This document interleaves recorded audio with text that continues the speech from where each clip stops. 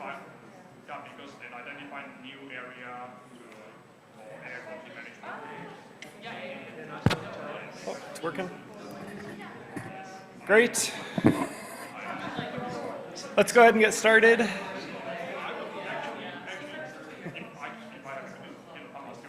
Sorry to break up the conversations. You guys feel so far away. So if you feel like, if you're going to be here the whole session, feel free to come up because people might come and go. This is all being webcast, and so for presenters, you need to be close to a mic, and then hopefully we'll have some time for Q&A between the presentations.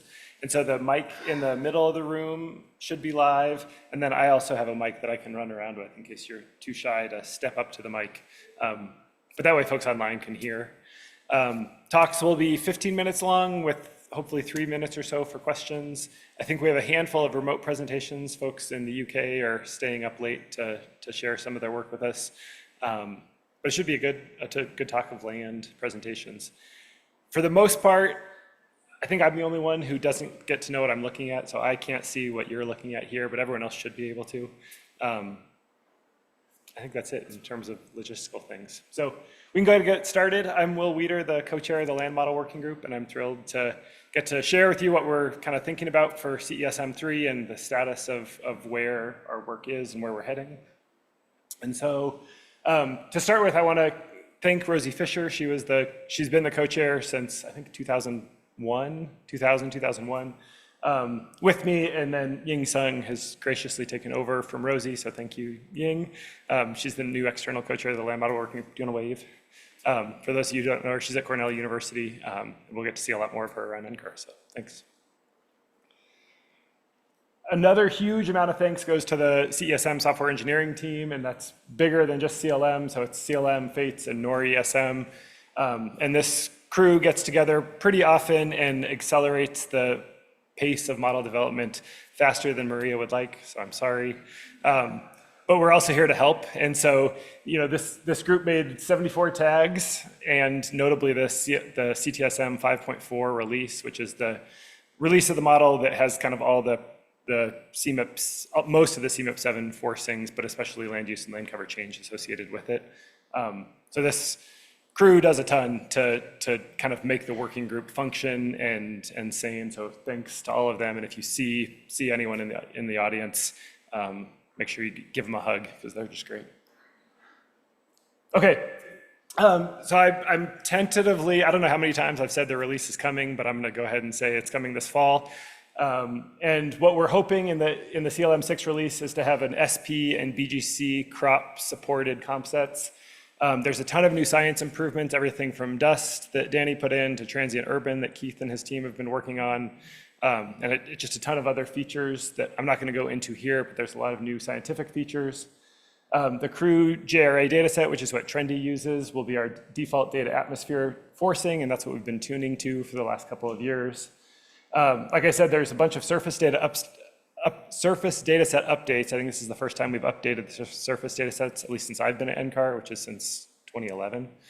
So new surface data sets, which is exciting, and notably the transient urban capabilities are pretty exciting that come along with that, as well as new tools to create those surface data sets that are increasingly being better documented.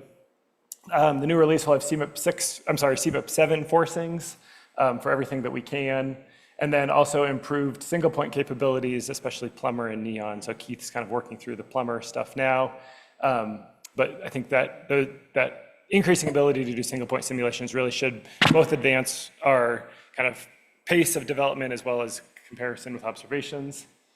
We have a new Python-based land diagnostics that me and Sam Levis have been working on, but I think more and more people will start using those. And that leverages heavily on the ADF, Atmosphere Diagnostic Framework. So it leverages really heavily from AMP. I think Justin's talking about that later on today.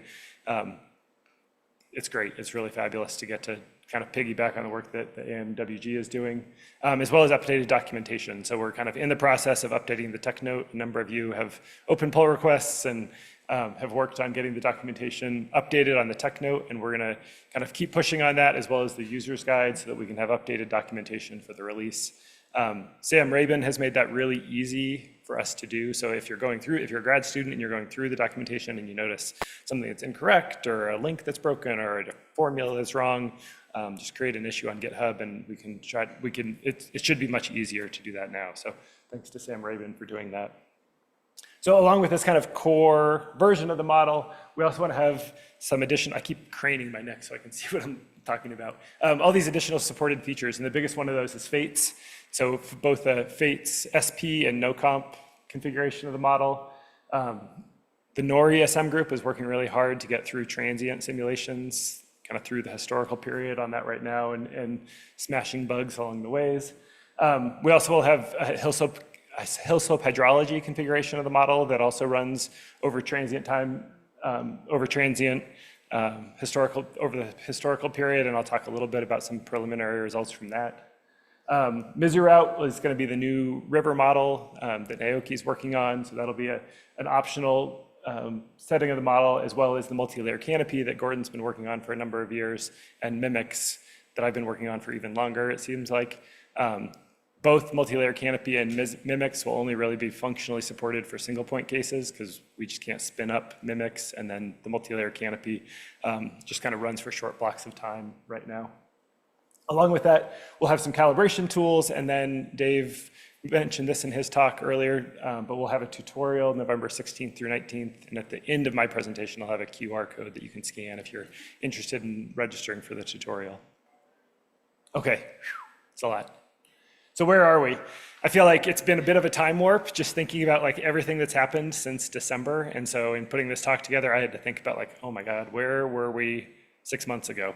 And this is kind of what things looked like. And so Linea had calibrated both productivity and fire and biomass and LAI, all the things kind of looked on track. These are results from the the kind of release version of 4.5, CLM 4.5, and GPPs on the bottom, and fire observations are on the top right, and the model results are on the bottom right. And so it looked like things were going okay, at least for I cases. Again, this is crew JRA forced runs. And then Cecile put it in the coupled model, and everything looked awful. Not awful, but just not very good. And so GPP was anemic. It couldn't get up to kind of what our target was. It was around 120, 125. So GPP was really low, and fire was going nuts. And so that's where we were when bad news also hit was hitting in December, January. So this is where we were at the working group meeting in February. So we kind of went back, and Linnea looked and was like, all right, I think we have some wiggle room here. We can increase LAI, ET, and GPP in tropical and boreal forests a little bit, and part of that was kind of inspired by thinking that these observational constraints of 120 GPP around the year 2000 might be too low. And so Linnea went and kind of reparameterized those PFTs to increase our GPP in land-only runs. And then we also introduced a new CLM CAM7 fire tuning to reduce the burned area fraction. So Fang Li kind of came up with this new configuration for coupled cases, so CLM6 CAM7. And in offline runs, we kind of got what we expected, a bump in GPP, LAI, which is going from the blue line to the orange line here. And then kind of a drum roll, like, all right, what's it going to look like? The I case looks okay. It's doing what we expect. What's it going to look like in a B case? And the drum roll is maybe not as new because Dave shared this, but that's because it was good news. If it was bad news, he wouldn't have shared it. You get a lot of purple on the right-hand side. And so it's CLM6 here on the left, the intermediate run, which was, kind of February era. And now this case 330, which is a run that Simone did a few weeks ago.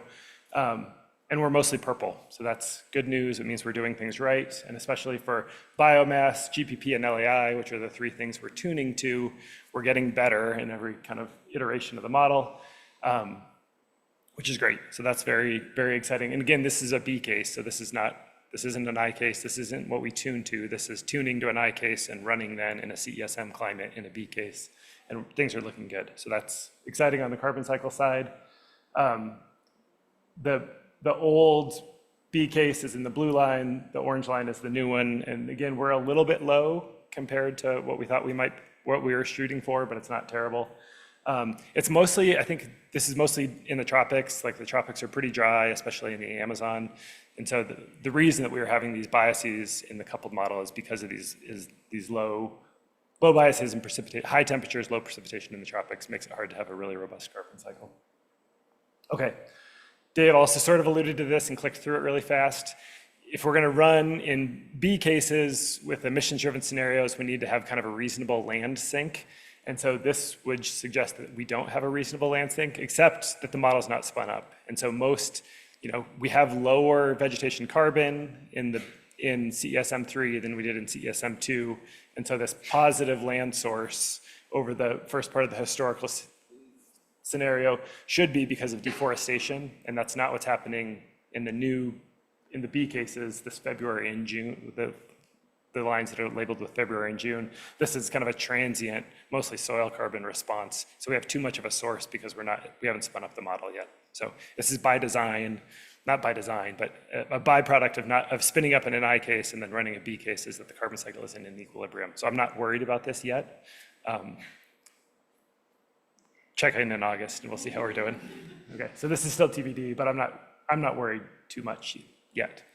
And then also in terms of just the forcings, again, as going from CSM2 to the current CSM3, we're mostly getting purple, which is also to say that the atmosphere that the land is seeing is better now in CSM3 development runs than it was in CSM2. So that's also really encouraging. I just wanted to highlight this region. I spent a lot of time zooming in on this region of the tropics. You can kind of see the high temperature biases that have been problematic are coming down slightly. That's the kind of middle top panel. Radiation is also coming down in some of the previous runs of the B cases. This is the lower right-hand side. Radiation is just like through the roof. And so it's like way too hot, way too sunny. and it makes it hard to have a robust carbon cycle, but things are getting better. The preset biases are top right, and you can see that we're still too dry in the Amazon, and I don't know what to do about that, but it's kind of it was a feature. This is, I think, going to be a feature of CESM 3, so it's something that it's good to, I guess, good to know about. Probably will be important for FATES once we turn FATES on in a coupled model. Okay, one of the activities I wanted to highlight is WEMIP. So WEMIP stands for Warming-Induced Emissions. Other people have noted that helps them remember how to spell my last name. That's W-I-E-D-E-R. Okay, why do WEMIP? It's the big motivations for WEMIP are, well, I should say, so WEMIP was initiated by Spark Climate Solutions, and at least in my mind, it's the first case I know of a MIP that actually brings funding behind it. So NCAR got some funding to participate in WEMIP, which is exciting. That's one reason to do it, is because you're getting paid. But then the other reason to do it is to provide internally consistent set of CO2, methane, and N2O emission feedbacks from permafrost, wetlands, wildfire, and soils. So it's really focused on these non-CO2 greenhouse gas emissions. And another big focus is on TCRE, which Charlie talked about in the transient carbon, equilibrium carbon response that Charlie talked about. And so they're doing this to inform assessments related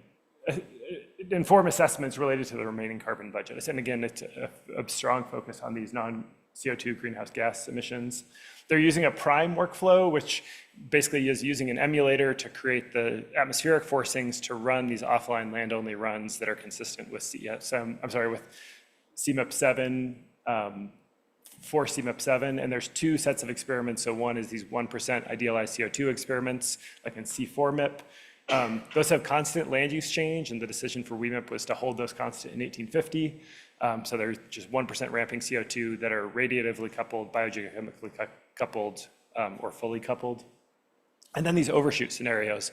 And so these are scenarios that go through 2300 with CMIP 7 emissions, but but also with constant CO2. So they're designed to be kind of useful for CMIP 7. I guess that's kind of the focus of it. We decided to take this as an opportunity to run with the hill slope model. And so the hill slope hydrology model will give us a prognostic wetland fraction, which is really important for methane. Sean did a bunch of work to kind of investigate and then improve the methane model that's in CLM, which as far as I know hasn't been touched since Bill Riley put it in 14 years ago. And then also spent some work calibrating it. So if you're not familiar with the hill slope model, it has this idea of interconnected, hydrologically connective columns, but then there's also meteorological downscaling so that slope and aspect matters in terms of the incoming solar radiation that the columns receive, and then elevation matters in terms of the temperature and precip that are seen across the elevation bands within a column. So it gives us this much kind of more interesting, nuanced way of looking at subgrid heterogeneity, especially on a hill slope continuum. And so some of the preliminary work that Sean's done has shown this is the inundated fraction and what we get out of the box in CLM in the top panel, which is kind of the static view of where wetlands are according to maps that Bill Riley put in 10 or 15 years ago. And then on the bottom is what emerges from the hill slope model. And so this is where lowland areas are inundated for at least a good chunk of the year. And you can see interesting features like the Amazon really pop out, where different tributaries, even in the Amazon, and also in the Congo Basin, stand out as being inundated. And so this prognostic wetland area is an exciting capability. These runs just finished like a week ago. I haven't really had time to digest them very much. But this is why you'd want to do it. So this is kind of just a simplified run for a standard run and a hill slope run over time, how you might have changes in wetland area. And the kind of conceptual model I put up here was for an area that might have permafrost in it. And so when the permafrost thaws and the wetland drains, you can have areas that were formerly inundated no longer be inundated because of changes in hydrology. And so now the hydrologic changes that CLM I think has skill at predicting are now going to be connected to this prognostic inundated fraction. So that has direct implications for methane production, which is pretty exciting. So that's some of the work that's coming out for WEMIP. Those runs will be kind of uploaded to WEMIP, but also publicly available for the community. So if land use change isn't your thing, but you want to look at greenhouse gas emissions or hill slope results, please let me know, and we can make sure that those results are shared.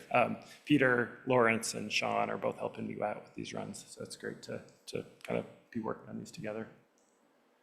So the other thing that WEMIP is focusing on are the kind of diagnosing the beta and gamma factors. These are sort of the classic C4 MIP, carbon concentration and carbon climate feedbacks. And these are actual results from these idealized 1% CO2 runs. And so you can see that we have a pretty robust CO2 fertilization effect. This is out through the year 2000, and I think it's a quadrupling of CO2 by that time point. So we're getting pretty high CO2. And then gamma is the carbon climate feedback. And I have Linea's picture up here because we're excited to use some of the results from the PPE to then put uncertainties around these lines. So can we have a configuration of CLM that gives you either a stronger gamma feedback or a weaker beta feedback based on assumptions that we have in the model about the CO2 fertilization effect or the permafrost carbon feedback? So this is work that's kind of TBD, but hopefully coming soon. I should also say these plots are all also generated by the new Python-based LDF framework, and so it's really nice to quickly get plots and then throw them up in a presentation. So I'm encouraging folks to start getting familiar with that. Okay, so here's kind of the conclusion slide, and I'll leave it up here for questions. There's also a link to the tutorial. I'll promote this more widely after today, but Elizabeth helps a bunch in the last minute getting me, helping me get the sign up live. But this tutorial, we'll have a lot more information about this tutorial coming up. But registration is open now, so feel free to join. Thanks.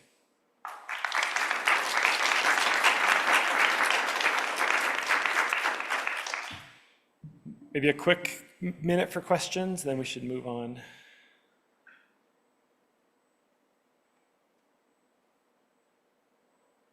Clear as mud, great. Okay, I look forward to talking to folks after the break. Calvin, am I steering this or are you? I think I get to, right? I'm still good? Oh, can you switch over? Or do I switch over presentations? I don't even. Oh, okay, okay, cool. Great. It's not Ben is next. Sorry, I don't have the agenda in front of me. So Yun Sun is up next, is that right? Great, and Yeah, and you're here. Yeah, I can hear, and I'm sharing my screen. Can you see my screen? We can. Yep, and we can hear Oh, you. Okay, You want to go so ahead and introduce yourself? yeah. Oh, okay. Thanks for having me. Today I will present a urban parameter dataset development project. The dataset name is LCZ parameter 2D. This is used for the local climate zone representation in Earth system models. So I will introduce the LCZ first. Why the LCZ parameter 2D is needed?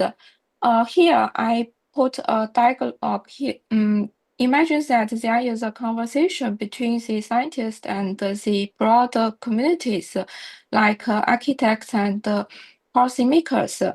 And the scientists are introducing the CESM output with urban variables for them. But the architects and the policymakers, they would think that the Jackson's data, the three-class scheme, is a bit simple, and the use of based parameter representation is a bit complicated. And they are more familiar with the concept of LCZs. So we do have the LCZ-based representation now, but it's not good enough, and we are trying to improve the LCZ-based urban parameters.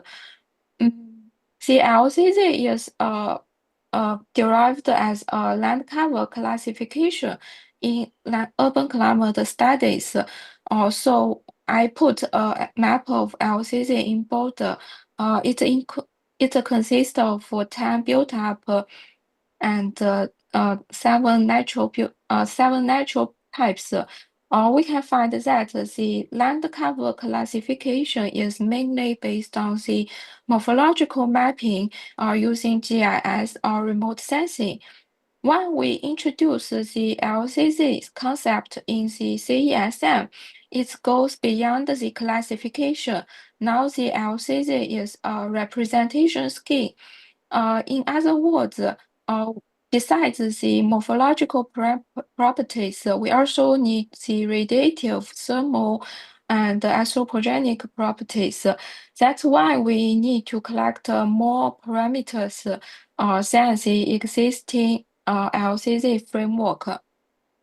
Over the past decades, we have achieved some data development progress in the urban land representation in system modeling. The first is the default CESM data, which derived from the Jackson's data in 2010. At that, in this data, the urban parameters has spatial variability by 33 region, and it includes four urban land cover classes. And last year, the USERF introduced the urban parameters at 1 kilometer resolution, which means each 1 kilometer grid cell has their respective urban parameters, and there is no standardized urban land cover class. Meanwhile, we have introduced the LCZ functionality in the CESM, and we increase the urban class from 3, the default 3 class, to 10 class. But at that time, we are still using a lookup table of LCZ parameters for all global grid cells. So the lookup table means this is a one-size-fits-all urban parameter table, and there would not be spatial variability of urban parameters when applied for the global urban areas. However, in the real world, the urban areas are really diverse. For example, I put a map of open low-rise in Boulder, and another is in Manchester. We can find that although all classified as the open low-rise, the LCZ8, the morphological surface context is rather different. The Boulder has more green space, while the Manchester has more built-up surface. So we think that for system models, the LCZs should have localized urban parameters. And also for regional climate models, the LCZ table should also be customized for a certain simulation domain.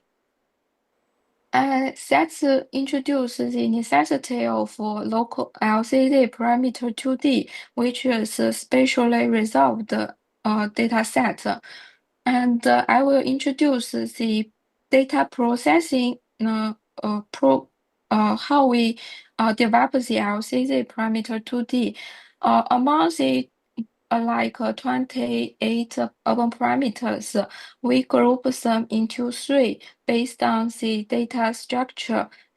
The first is PCT urban, which includes the dimension of LCZ ID, the latitude and the longitude. The second parameter is region ID. This is an auxiliary parameter defining the spatial variability, so it has 2 dimensions of longitude and latitude. And the third group is the general urban parameters like albedo, emissivity, building height, height to width ratio. It's defined by the region ID and the LCZ ID. So we can see that the urban parameters here do not have a specific resolution. The resolution is defined by the PCT urban and the region ID. So for the PCT urban, the main key message is that we identify the urban from the build-up before calculating the urban area percentage. The build-up and the urban definition are different. If we see the map of LCCs in border, we could find that there are some rural pixels out of the urban fringe, and we would not include them in calculating the urban area percentage. So we applied a mask, the urban mask at 100 meter with the LCD map to calculate the percentage of urban. And then for the region ID, we refine the spatial variability at the city level. So before that, we the default Jackson data has 33 regions, but now we want to increase the region ID, and the data is come from the world urban area.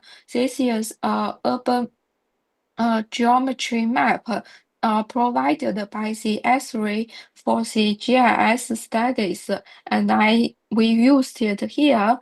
And for the gray cells that do not align with urban, we use the broad region, which is a combination of the default 33 region and the climate zone, so that now we have 3999 regions. For the urban parameters, here we put three layers. One is the region ID, and the second is the urban LCD map, and the third is the use of urban parameter data set at 1 kilometer. So we group the urban parameters by the LCD class and the region ID, and extract the median or the most frequent value depending on the parameter type. And we generate the LCZ parameter 2D at 0.05 degree. So this resolution is only used for the PCT urban. As I mentioned, the main urban parameters is free of the spatial resolution. And we suppose that this data can be applied with the mix of data ESMF tool because it aligns with the same structure compare the same as the default data set. So the users can use the tool with the data set to customize the surface input data. For the results, the data description, I will introduce the main characteristics of the scalability, that urban parameters are not tied to a specific spatial resolution. It can be used for 100 meter, that we compare it to a reference data is the global human settlement layer, and we can find our data exclude the low values of building height below the 3 meter. Those are maybe the rurals or is like sparsely built up, and they are not accounted as urban. And we also compare the 1 kilometer data with the USERF, and we can find the few gray cells have the low values. And we also have to comparison with the Jackson's data at 0.05 degree and the 1 degree. And we can also find some differences between the data sets. For the take-home message, one thing is our data is developed based on the established high-resolution data sets, including a 100-meter LCD map and urban mask, and the use of urban parameter data sets. So this is cost efficient because we do not develop the data from the scratch, and the data set can be updated along with the source data set. And the other thing is this spatially resolved data set is free of resolution, but the grid level precisions is jointly determined by the parameters and the fraction of each built LCC CPCT urban. So this is flexibly scalable depending on the user mesh. And we have preprint this which will be available very soon. And please feel free to contact us. Thank you.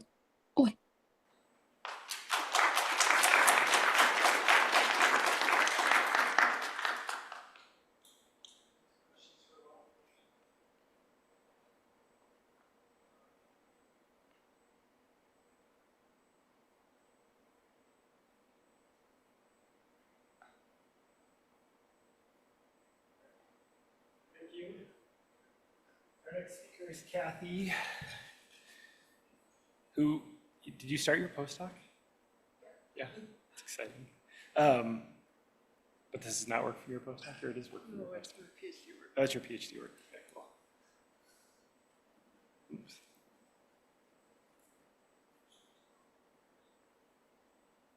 Am I doing something wrong? We just need to share. Oh, okay. Sorry. That's great. Alrighty. Second screen. There we go.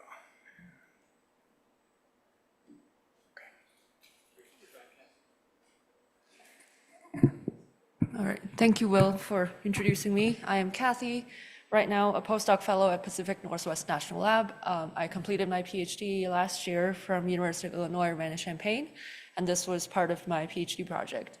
If you were here 2 years ago at the CESM workshop, you would have heard the start of this project, but now we have completed it. The manuscript was recently accepted it. So I'm happy to introduce now the complete picture of this project. It did not move. Let me see. Okay. The motivation behind this work was primarily the fact that climate change is really driving the humid heat concern, especially in the wet tropics. What I'm showing here is by the end of the century, most of the population within those boxes highlighted here would be exposed to high humid heat stress. This means that air conditioning would become even more important, not just to combat increasing temperature, but also humidity. This is because our air conditioners, when they cool down the air, it also dehumidifies. This is true for like a very complicated systems that we have probably in this building, but also even a simple window unit, because when the air gets cooled in this refrigeration cycle, if it reaches the dew point of that then the condensate would form on the evaporator coil here. That's why you would sometimes see water dripping out of the AC units. But this implication on energy use has not been fully understood, especially on a large scale, because of the methodology we used to get these energy projections into the future. So primarily, large-scale energy projections rely on empirical relationships from the past, where they have historical observations of energy versus climate, and they develop the relationship between them and then project into the future. There are a couple assumptions here that are critical, which we think is not very well justified. One of them is a lot of these relationships, although they're based on climate, they mostly use just temperature metrics, which means that they're assuming a temperature-humidity relationship that stays constant from now on to the future. But we know that temperature and humidity changes do not correspond with each other spatially. That's true for past observations. What I'm showing here is sensible heat and latent heat observed trends in the past few decades, and you see pretty different spatial patterns, and that's also true for our future projections. And because of this assumption, the constant energy to temperature relationship would also be problematic, because in the future, our dehumidification energy would be more or less, depends on whether we're getting more humid or less humid.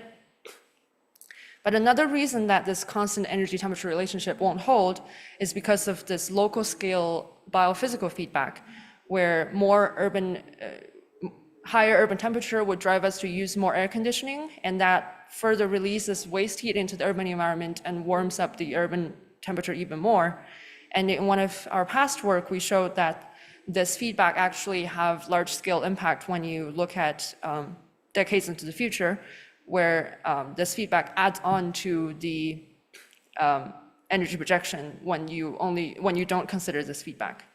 So both of these reasons contribute to the problem with this assumption where energy and temperature relationship should not be constant. And this means that to study this dehumidification or humidity-driven energy demand, we want a globally coherent and physics-based model to help us better understand the dynamics. This is where we use CLMU, which has an integrated building energy model in its urban component, thanks to the development from the past few decades by Keith and colleagues. We are able to capture the energy transfer between the buildings and the surrounding urban area and calculate how much AC energy is needed to maintain the indoor temperature at a certain threshold. But the current scheme does not consider dehumidification. So the indoor air is treated as completely dry, which is not the case in reality. And to do dehumidification, we first have to have humid air. So the development in this work, we first added the humidity exchange between the indoor and outdoors, so the indoor is now humid. And then similar to the temperature approach, we follow a set point approach for humidity as well. So we set an RH set point and then compare the indoor RH against this set point.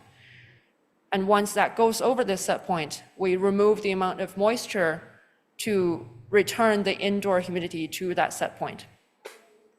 So now we have this infrastructure ready.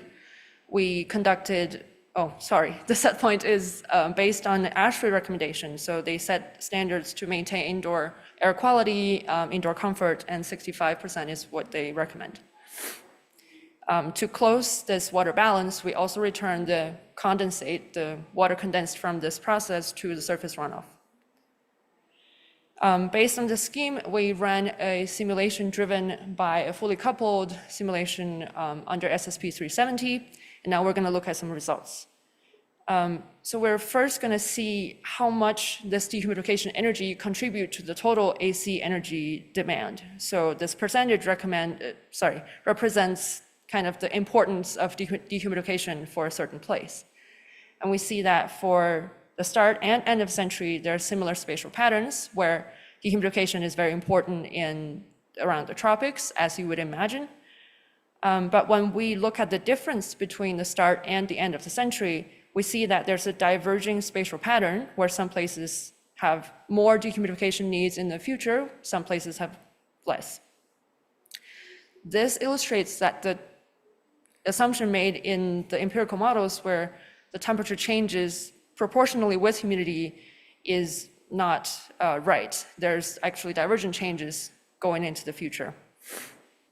And we want to further look at what is driving this divergent changes. So we are going to look at 6 cities. Their positions are shown on the map.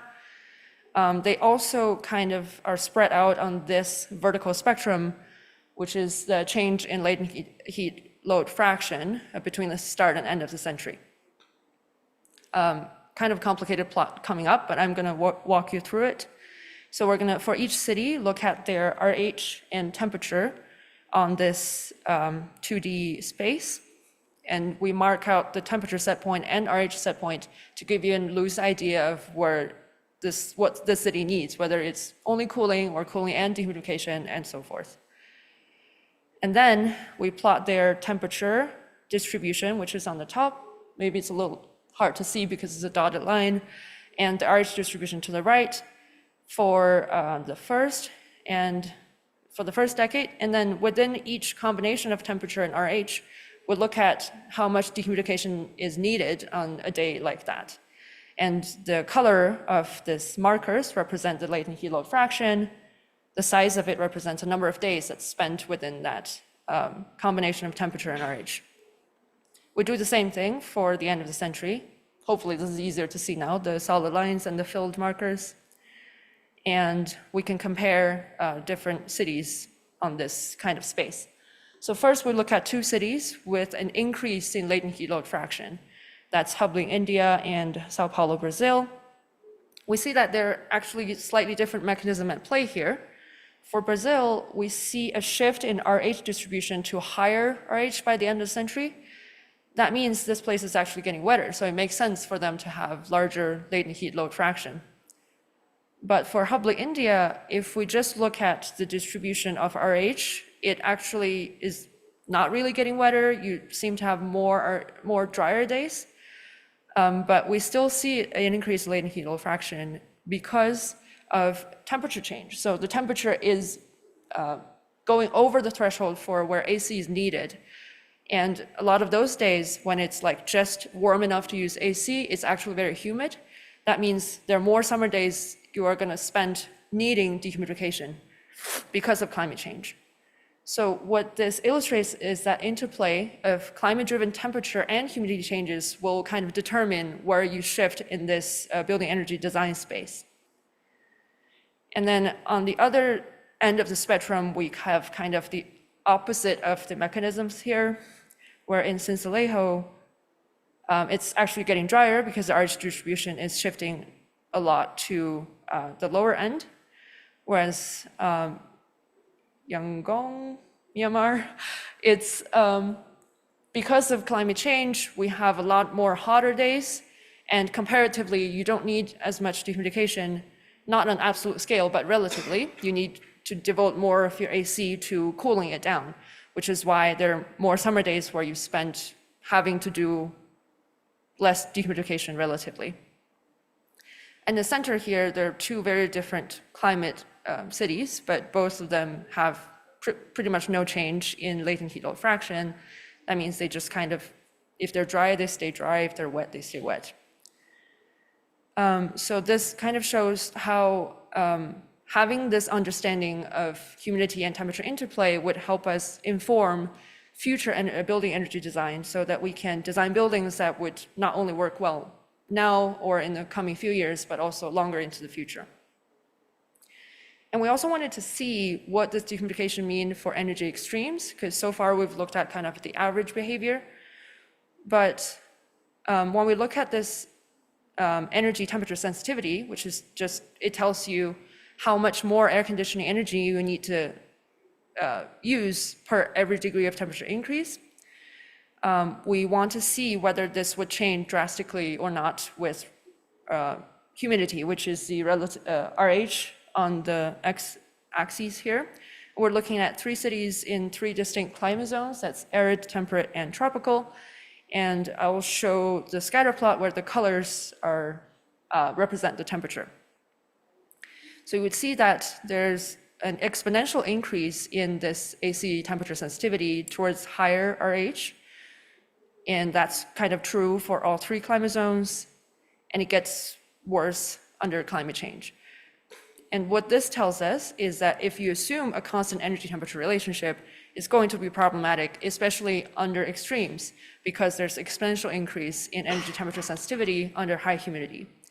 I think I'm mostly out of time, so I did not show the last part of this result where we looked at how high humidity alone could drive energy extremes. So we find that on a similar temperature day, but a very humid day compared to a non-humid day, you would maybe have 3 times or more AC energy consumption just because you need to dehumidify. Here's the summary. We know that there will be divergent changes spatially in dehumidification energy demand, and we see exponential increase in energy temperature sensitivity under higher humidity. That concludes this presentation, and if you're interested, you can read the preprint, and the paper hopefully would get published in the coming months. Lastly, I want to spend 30 seconds, put out an ad. If you know of someone, or if you are the someone who is interested in doing work in this urban energy climate space where you want to apply Earth system modeling as well as AI/ML, I'm going to be assistant professor starting next year, so please reach out to me either by email or LinkedIn, and I would love to talk. Thank you so much.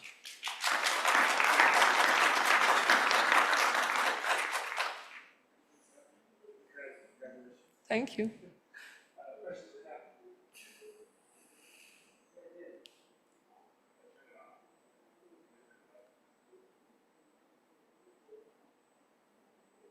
Questions for Kathy? Have you tried to convert that into dollars, the increased energy needs, just to put in the numbers that people might think about? That's a great question. And I think eventually, if we want this to be actionable, that would really help if we can do that. But I think there's some distance between our results versus a dollar amount because of it's still a fairly coarse resolution model to start with. And then to convert to dollar amount, you kind of have to know how much electricity costs, and that is, I don't know if there's a global data on that. And also, it's probably going to change a lot based on your generation mix, which is changing quite a bit these days because of renewables and everything. So yeah, but that would be, I guess, long-term goal where we get to that.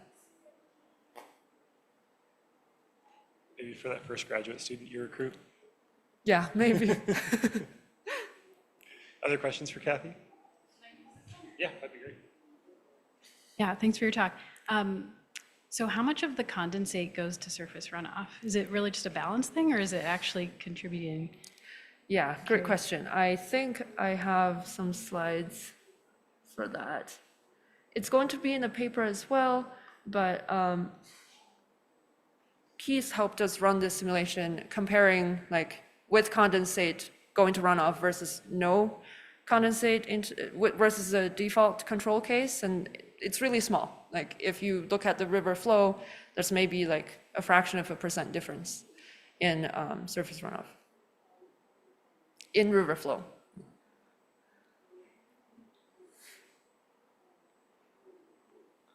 Kathy, where's the paper going to be published? It's Nature Cities. We're trying to get it open access by paying the absurd fee, but yeah, hopefully. Great. Thanks. Thank you.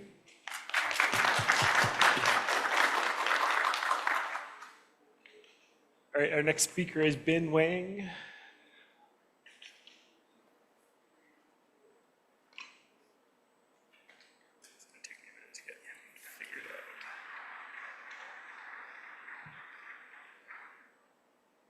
Great, go ahead. Thanks. Hello, everyone. I'm Bin Wang, a staff at Oak Ridge National Lab, and let me make this straight. Here's my take-home message. So we are trying to reimagine the fund rule system in land surface models. So we have this idea of a TAM, and we demonstrate this in Dewey's land model, ERM. And I think it would be interesting to see this get implemented in CRM and even FADES, someday. So the TM is a strip pool structure. The T is a transport route. The A is absorptive route, and the M is mycorrhizal fungi. So all in the context of most of the current models having two root pools. One is the coarse route, and the other is the fund route. And this structure is targeting the fund route component. So this structure handles the partitioning of the carbon allocated below ground to the three pools, which has different phenology and a different vertical distribution. So it's really something that we are trying to balance the realism and simplicity while we represent the fund route systems. Well, the attention to the fund route system has not a short history. To my best knowledge, Hank Jogert back in 1977 at Oak Ridge National Lab specifically modeled the fund routes in the eastern Tennessee temperate forest. So certainly, Hank in his early years did quite a range of work, not limited to the individual-based forest gap model. Here, he defined a small routes, which is something we call fund route today, at a size smaller than 0.5 centimeter. In this article, he concluded that the small routes is of great significance to understand the entire ecosystem function.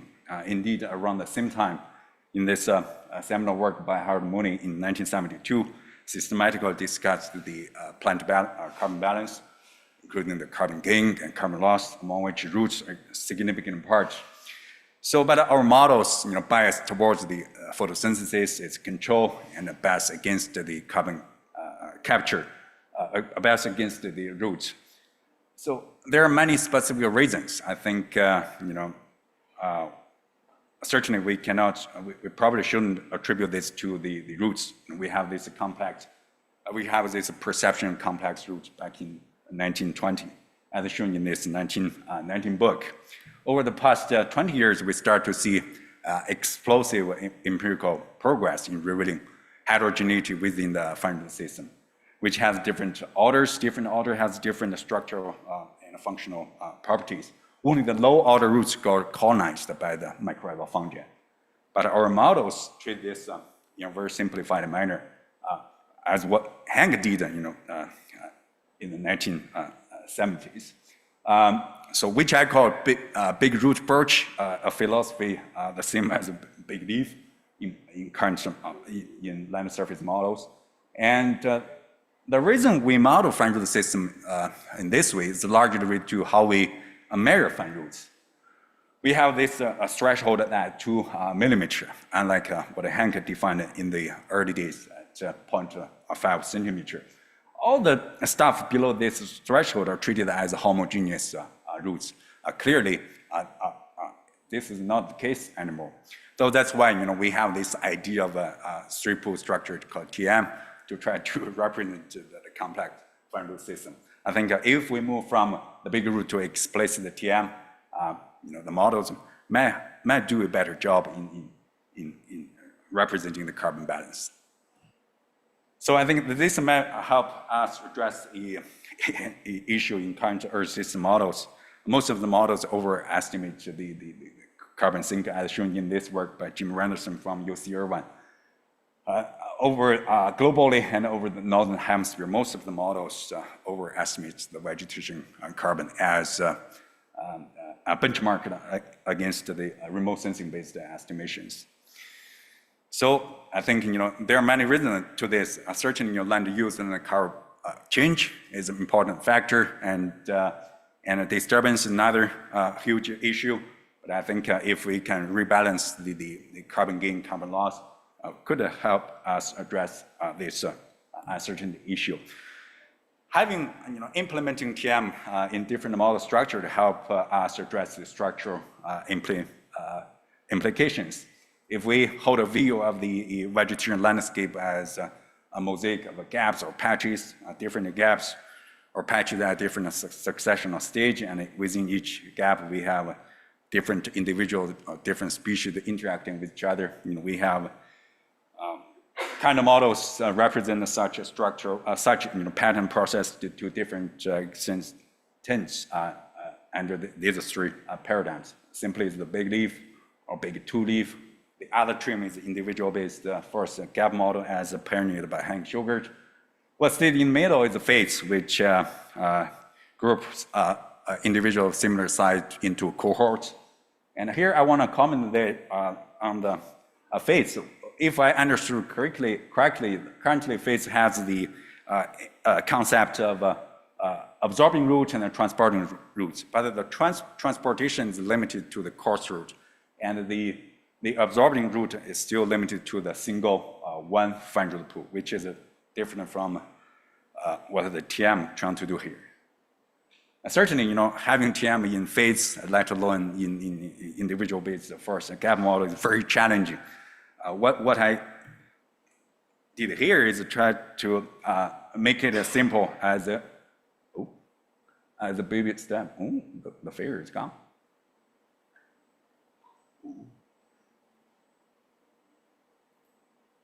Oh. Okay. Yeah. Let me see. Okay, all the figure gone.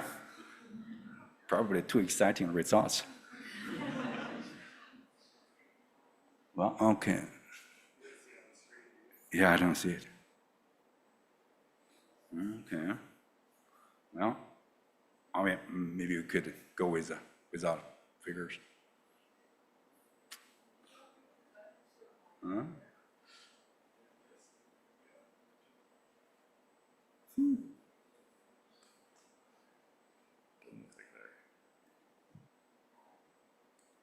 Didn't come through, and I guess what?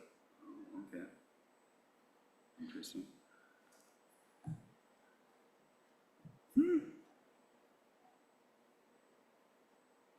okay. Anyway, now to go with this. So yeah, I did a baby step in URM, benefiting URM's approach of a relative demand resolving the plant and microbial competition for nutrients. So basically, okay, I replaced the current one fundamental pool URM with the 3 pools by introducing these 21 parameters, which include CM ratios, ratio longevity, and later chemical composition, and of course the allometry between the three pools to leave, which is quantify the allocation, and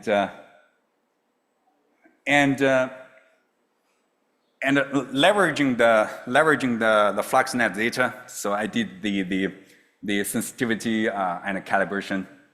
There should be a global map showing the FluxNet sites I used for this. And I did the set level large ensemble to train the emulator to do the sensitivity and calibration, which is basically PPE. And I got the sensitivity results with a Sobol sensitivity analysis of the 17 free parameters. And what I found is that there are two groups. Basically, the evergreen tree is relatively more complex, that has 3 to 6 parameters, including the chemistry, longevity, allocation, and their interaction. But for the deciduous PFTs and grass, they're dominated by the allocation parameters. With this calibration thing, I developed this global parameterization for URM-TM in combination with field observations as compiled in the root database, which is something that offering us a starting point as we get more data to constrain that. So here is more about the different emerging from that PFT level, parameters we have is a system level fundamental system property that diverge markets. So the left panel is trying to show us the natural demand from the entire fundamental system exceeds, is 10 of the PFTs because the lower absorptive root and mycorrhizal fungi CM ratio. The current URM has a constant CM ratio at 42, and similar for the longevity, that the TM thing has exceeded all of the for all the PFT that exceeded the current URM, which currently has assumed a uniform and a synchronous phenology with the background. And here, these changes intensify the nutrient limitation that they can bring down the GPP, which I think is one of the mechanisms that TM can offer us to strengthen the sink-based control, to rebalance the carbon gain and carbon loss. And this is a 3-tier validation at different, there are tier 1, tier 2, and tier 3, and we certainly see model improvement, but as the independence, increase with the model performance get worse. But here, we have the most important thing here. So globally, and TM show that it lowers the simulated global GPP by about 10%. This is something still a very early preliminary results. And the reduction seems quite universal, and we see the largest decrease in relative terms over the border zone, which has a lower GPP base. And this is in line with what I mentioned earlier, that most of the PFT at different sites has intensified nutrient limitation that could bring down the GPP. So TM might offer us a way to rebalance the carbon in the vegetation.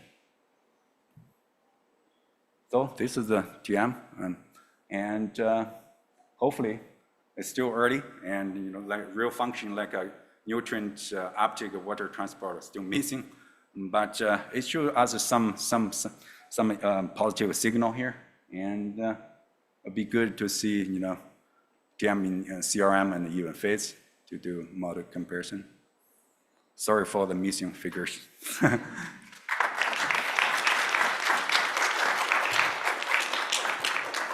You did a good job with charades and acting out the figures. Thanks. Questions for Ben? I have one. You mentioned something about phonology, and I didn't capture it quickly enough. But how is the phonology of the different root classes different from from the big root model? Yeah, currently, I'm pretty sure you're very familiar with this. I mean, in URM, it's currently assumed uniform, total synchronous with the background leaves, and in TM, we are trying to make it, asynchronous, but that's still a concept. Okay. I haven't put it into the real URM implementation. Okay. Yeah, but certainly, as you can see the sensitivity pattern, clearly the evergreen deciduous are different in terms of sensitivity, but that's something, we should probably think more seriously. Yeah. Cool. Yeah, Charlie? Cool. In terms of the extra parameters that this has, have you tried to use, I know that there have been a few papers like using root radiocarbon to get at these kind of differential lifetimes, that there's clearly not a single homogeneous pool of carbon at roots. And so 2 parts. One, do your different root types map onto those different radiocarbon ages of the root distribution? And 2, can you use that data to calibrate those parameters?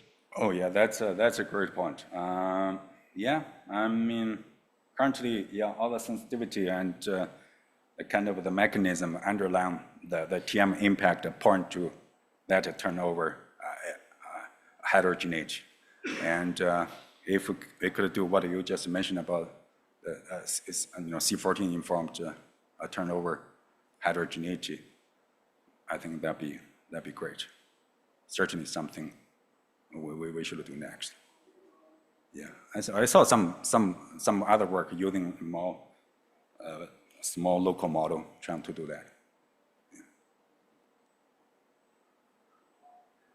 Great. Any last questions? All right. Our next presenter is remote. Thank you. Our next presenter is remote. Juanhua, can you help me with pronouncing your name correctly? Yachen.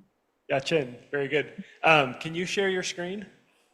Or do I need to stop sharing here, Calvin? Yes.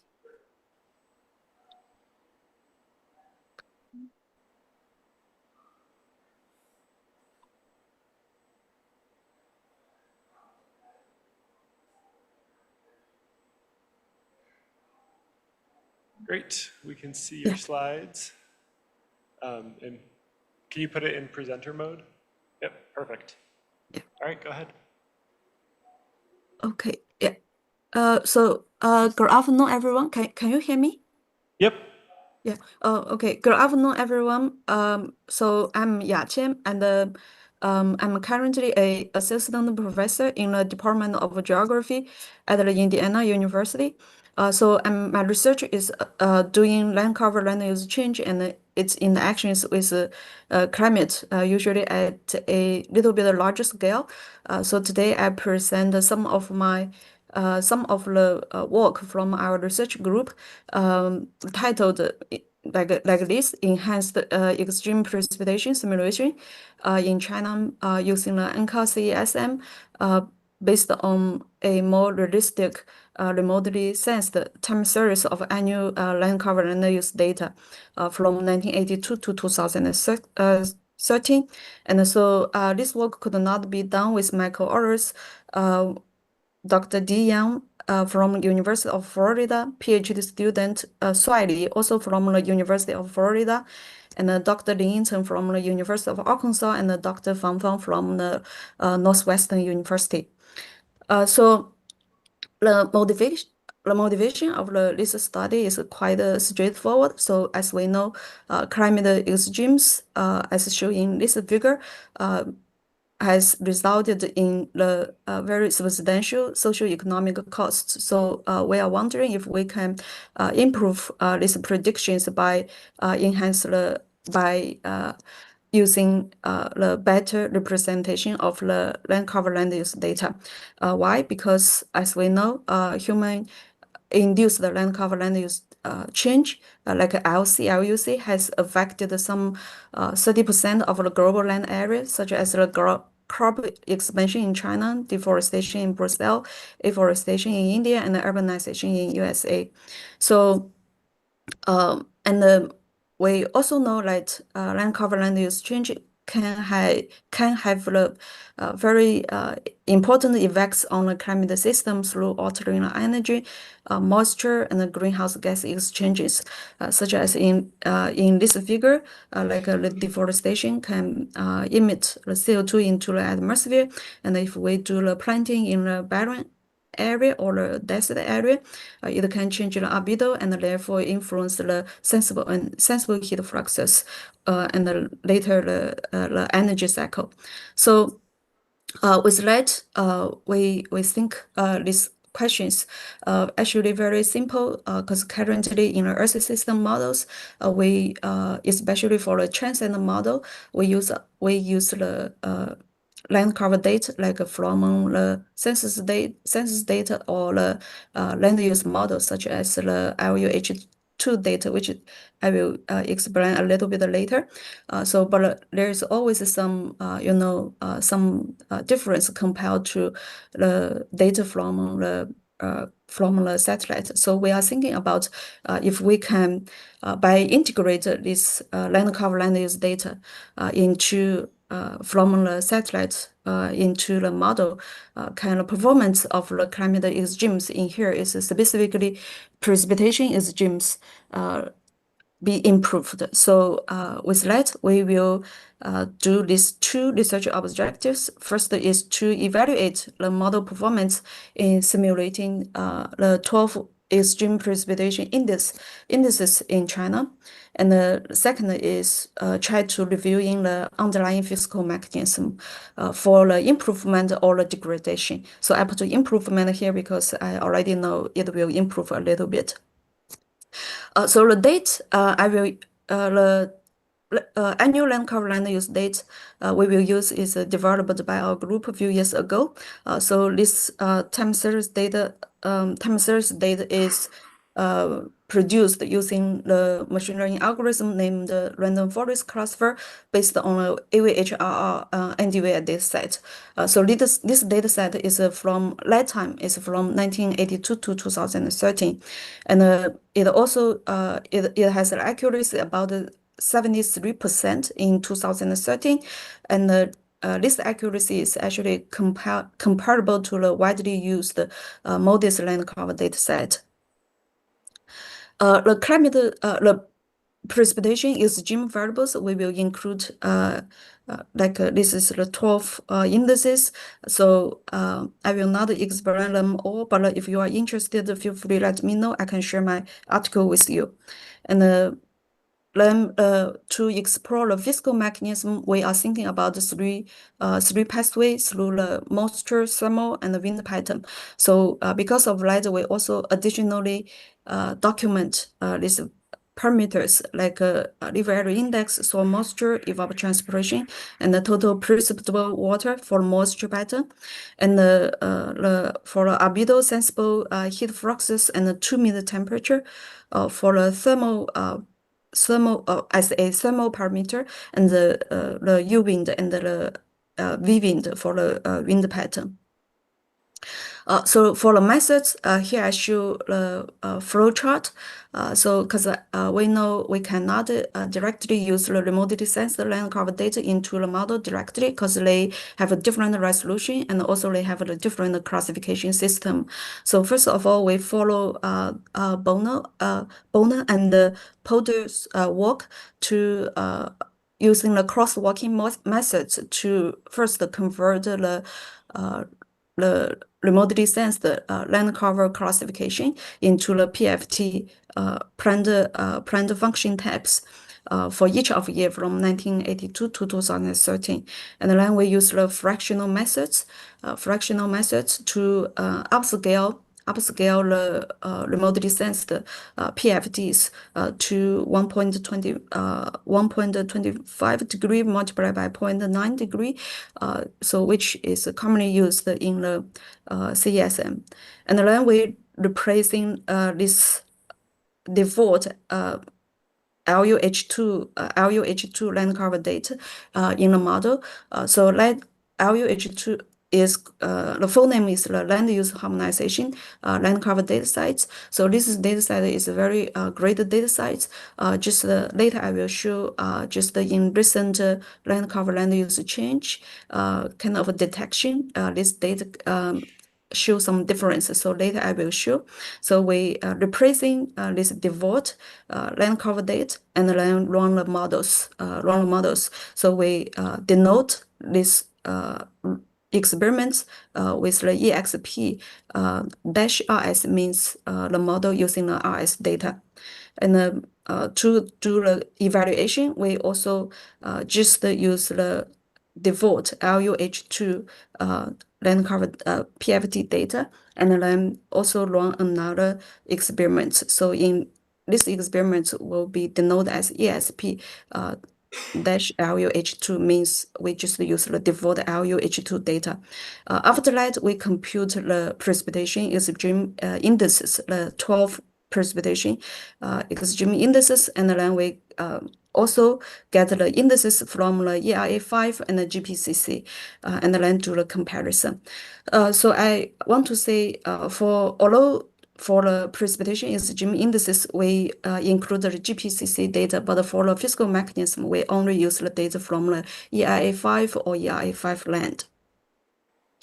So the results first is the LU-LCC comparison between the remote sensing and the LU-H2 dataset. So here showing the climatology mean. So the up panels showing the data from the remote sense data site, and the middle panel is the LUH2 data site, and this is the difference in China. So we can see actually for both of these two data sets can capture the general pattern for the main land cover types, such including the cropland, forest, and the grassland. Although the magnitude, we can see the difference, the magnitude showing difference. But more importantly, we can see this is the trend map from 1982 to 2013, still for these three main land cover types. So we can see for the remote, this is the up panel is from the remotely sensed data, and the lower panel is from the LUH2 data. And the red color means the increasing trend, and the blue color means the decreasing trend. So we can see this is quite a difference, especially for the LUH2 data for the forest. There are many afforestation projects happened in China, and for southern China, we actually and also a little bit in this belt, we can see there is a forest coverage is increased, but however in LUH2 data we could not see. And also for the cropland expansion in northeastern China is also quite documented kind of the phenomena, but also in the LUH2 data we cannot see it. So so this is for the overall trend, and also for the in the annual variability, we again, upper panel means remote sensed data, and the middle panel is LUH2, and the lower panel is different. So we can see following the annual variability, LUH2 actually is very stable and did not show the variability very much. But this may not be true because, for example, the land cover, the crop land cover may change due to the climate variability, due to the soil quality. So this and the back and forth and will be more realistic. So with that, we because of this, we want to implement this remotely sensed data into the model and to see if it has any influence on the precipitation extreme simulation. Okay, so with that, I see here is the results for the precipitation is Jim indices comparison. So for each of these small panel, this will be for each of the extreme precipitation variables, and the here is the you can see the blue color means the positive, and the red color means the negative difference. So this one showing the climatology mean difference, and also I provided the average bias value, RMSE value, and the R value. And here, this figure showing the experiment with the LUH2 data versus the ERA5. And the exactly same, but now this one is the comparison is between the experiment with the remotely sensed data and the ERA5. And if we pay close attention to these figures, we can find that actually only for the precipitation intensity, the experiments with the default LUH2 showing comparable performance for all other indices. Actually, the experiments with the remotely sensed data showing the good performance in terms of the bias and the RMSE. And for the R value correlation, so for almost all of the climate, almost all of the precipitation is Jim variables, the experiments with the RS showing either the equal or the superior performance compared to the experiment with the LUH2 data. And also we do the box plot for all of these 34 years and 32 years, and for each of these variables, and also this box for all of this box plot for each of these precipitation is Jim variables, also showing the experiment with the remote sensing land LULC data provide performance better. And we also to be robustly to test the distribution, and we also use the KS test. So you can see this one is for the experiment with LUH2, and this one is for the experiment with the remote sensing data. So for all of them, only one extreme variable, which is the consecutive dry days, showing the LUH2 has the better experiment with LUH2 data has the better performance. But for all other experiments, all other precipitation variables, actually the experiment with the remote sensing data showing better performance. So with that, we can conclude that in simulating the precipitation regimes is better when we use the more realistic LUL land use and land cover data. And to explore this physical mechanism, once again, recall the previous slide, we explore the moisture pattern, thermal pattern, and the wind pattern. And also we actually did the exactly same analysis comparison methods. First showing the climatology mean difference, and for these different parameters, and also we do the box plot and the KS test. So to save some time, I want to say the leaf area index, soil moisture, evapotranspiration, and the total precipitable water layers performance, the simulation will be better for these variables when we use the remote sensing data. But for the U wind and the V wind, the performance is not consistent among these three comparison methods. So for the albedo, sensible heat fluxes, and the 2-meter temperature, the performance is actually worse if we use the remote sensing data. So with that, we can say that moisture pathway contributes to the improvement of the simulation. Okay, so this is my conclusion. Overall, we found that if we implement the dynamic annual land cover data using from a remote satellite data into the model, it will have the better performance if we only compare to the model using the default data. And we also find this improved performance is because of the reduction bias in the leaf area index and soil moisture, and which leads to the improved simulation of the evapotranspiration, and this in turn enhance the total precipitable water. And because of light, the performance of the precipitation extreme variable improved. Okay, so with that, thank you, and I'm happy to take any question.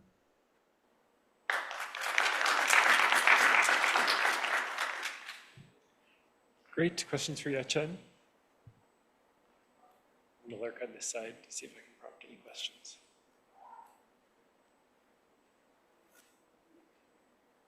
I had one question just about your experimental setup. Were you running a CESM, was this was it a B case? Was it an F case? I'm assuming Okay. to get the precip data, you must have been running with CAM. Sorry, I could not hear you well. Can you? Sorry, can you tell us a little bit about what version of CAM you were using, or anything else about your experimental setup? Experiment setup. Yeah. So I use the CAM6 and plus CLM5, Okay. and also the initial file is I run the component site is the fhist, and then the initial file is exactly same as the default initial file from the fhist. So, which means I actually, although my land cover data is from 1982 to 2013, I actually run a model from 1979 to 2013, just in order to use this exactly same initial file from the fhist. So, yeah, so this is a kind of model experiment setting. Yeah, thank you. Great, thanks. Yeah, use that one. Yeah, I have a question about the remote sensing data. There are a lot of remote sensing data on land use, land cover change, and assume you use the MODIS data, right? Or alternative, sorry, I missed that part. Which of the remote sensing data did you use for the transient? Yeah, so we didn't use MODIS data because MODIS data is only available from 2000, since 2000. So we actually developed the land cover land use data by ourselves, which is go back before 2000. That is from 1982 to 2013. Yeah. So there are many land cover land use data. I totally agree. But lifetime, at least the lifetime when I did this research is during my postdoc, long time ago. So lifetime this land cover time series land cover land use data is kind of first annual scale time series land cover land use data sets available in China before 2000. With the data available before 2000. So that's why we use these data sets by, we developed not use our existing data sets. Because the lifetime there's no available time series data before 2000. Yes. Yeah. Okay. Actually, yeah, that's great. My actual two technical question is how the simulation of the trend of the extreme precipitation is improved or was improved by this transient land use land cover change. So in addition to say the main climatological differences, but looking at the change of the extreme precipitation. And another thing is how the subgrade heterogeneity of your land use land cover data can contribute to the performance of extreme precipitation simulation. Because if you use a higher resolution satellite data, the land use land cover data, I would assume the simulated extreme precipitation would be very different because it can be spatially very heterogeneous. Yeah, so these are my two questions. Yeah, thank you so much. So for the trend, actually we did not see quite a difference, I believe, at least for our simulation year from 1982 to 2013. just the entire distribution is improved. But that is a really good question, and I can yeah, I may need to explore further to see whether the trend, some places may better, but some places are not. But a general picture in terms of the comparison with the ERA5, I remember the trend is not improved obviously. I mean, yeah, but I will double check, and also I may need to do the further investigation. And for the heterogeneity, yeah, that's a great question. So we actually didn't explore the heterogeneity effects, although I believe this heterogeneity can contribute to this the simulation of the climate, these climate variables. But since the nature of the the subgrid, the PFD functions that are kind of implemented in the CESM is as the subgrid, right? Each pixel has different fractions for different types, land cover types. So I believe the heterogeneity can be improved, although we aggregate our land cover data from 8 kilometer to about 100 kilometer. But because of this, the way to implement the land cover data in the CESM2, I still believe the heterogeneity are kept because of the high resolution remote sense data. So this all contributed to the improvement of the performance of the climate ESG this simulation, but I just did not explore further about how exactly this heterogeneity contributed to. So yeah, that will be a very good research topic that I hope can explore further. Yeah, thank you. I think we're moving into break, but there's a couple minutes for discussion if anyone has general questions, thoughts, comments.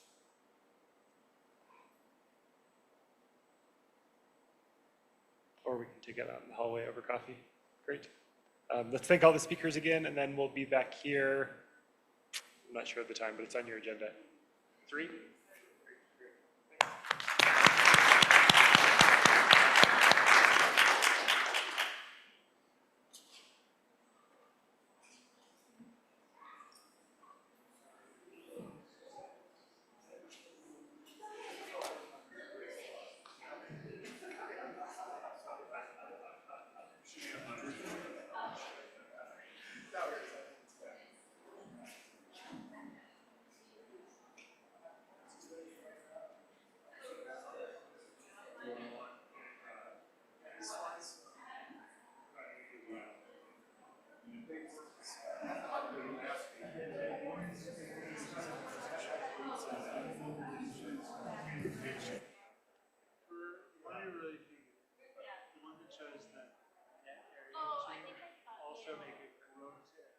Like, you sense that information was, yeah, like a VOC reduction. So in a sense you get that from your Sankey diagram, but it's hard to quantitatively treat it. But like you show this, some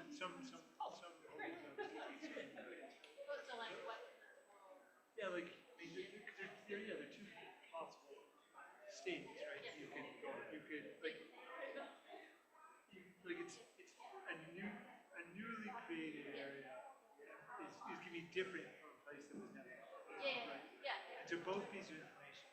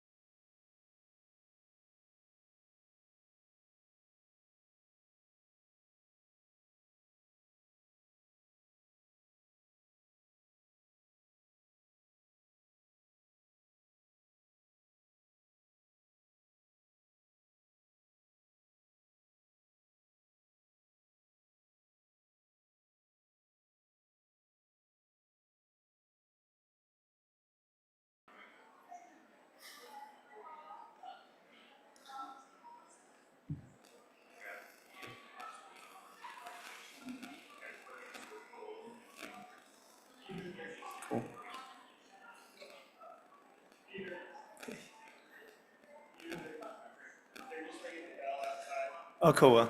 Yeah. Yeah. Oh, oh, big one. That's what we need. Yeah, no. Oh, excuse me.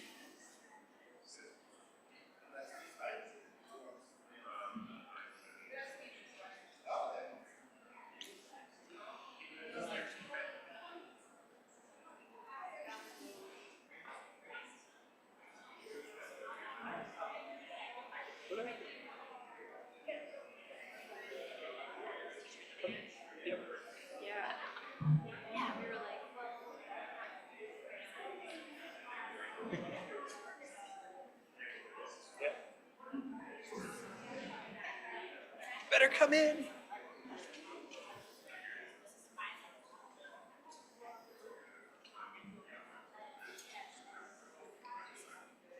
All right, great. Let's go ahead and start our afternoon session. And the first speaker is Peter Lawrence, who's going to be talking about a series of complex simulations that he's been running.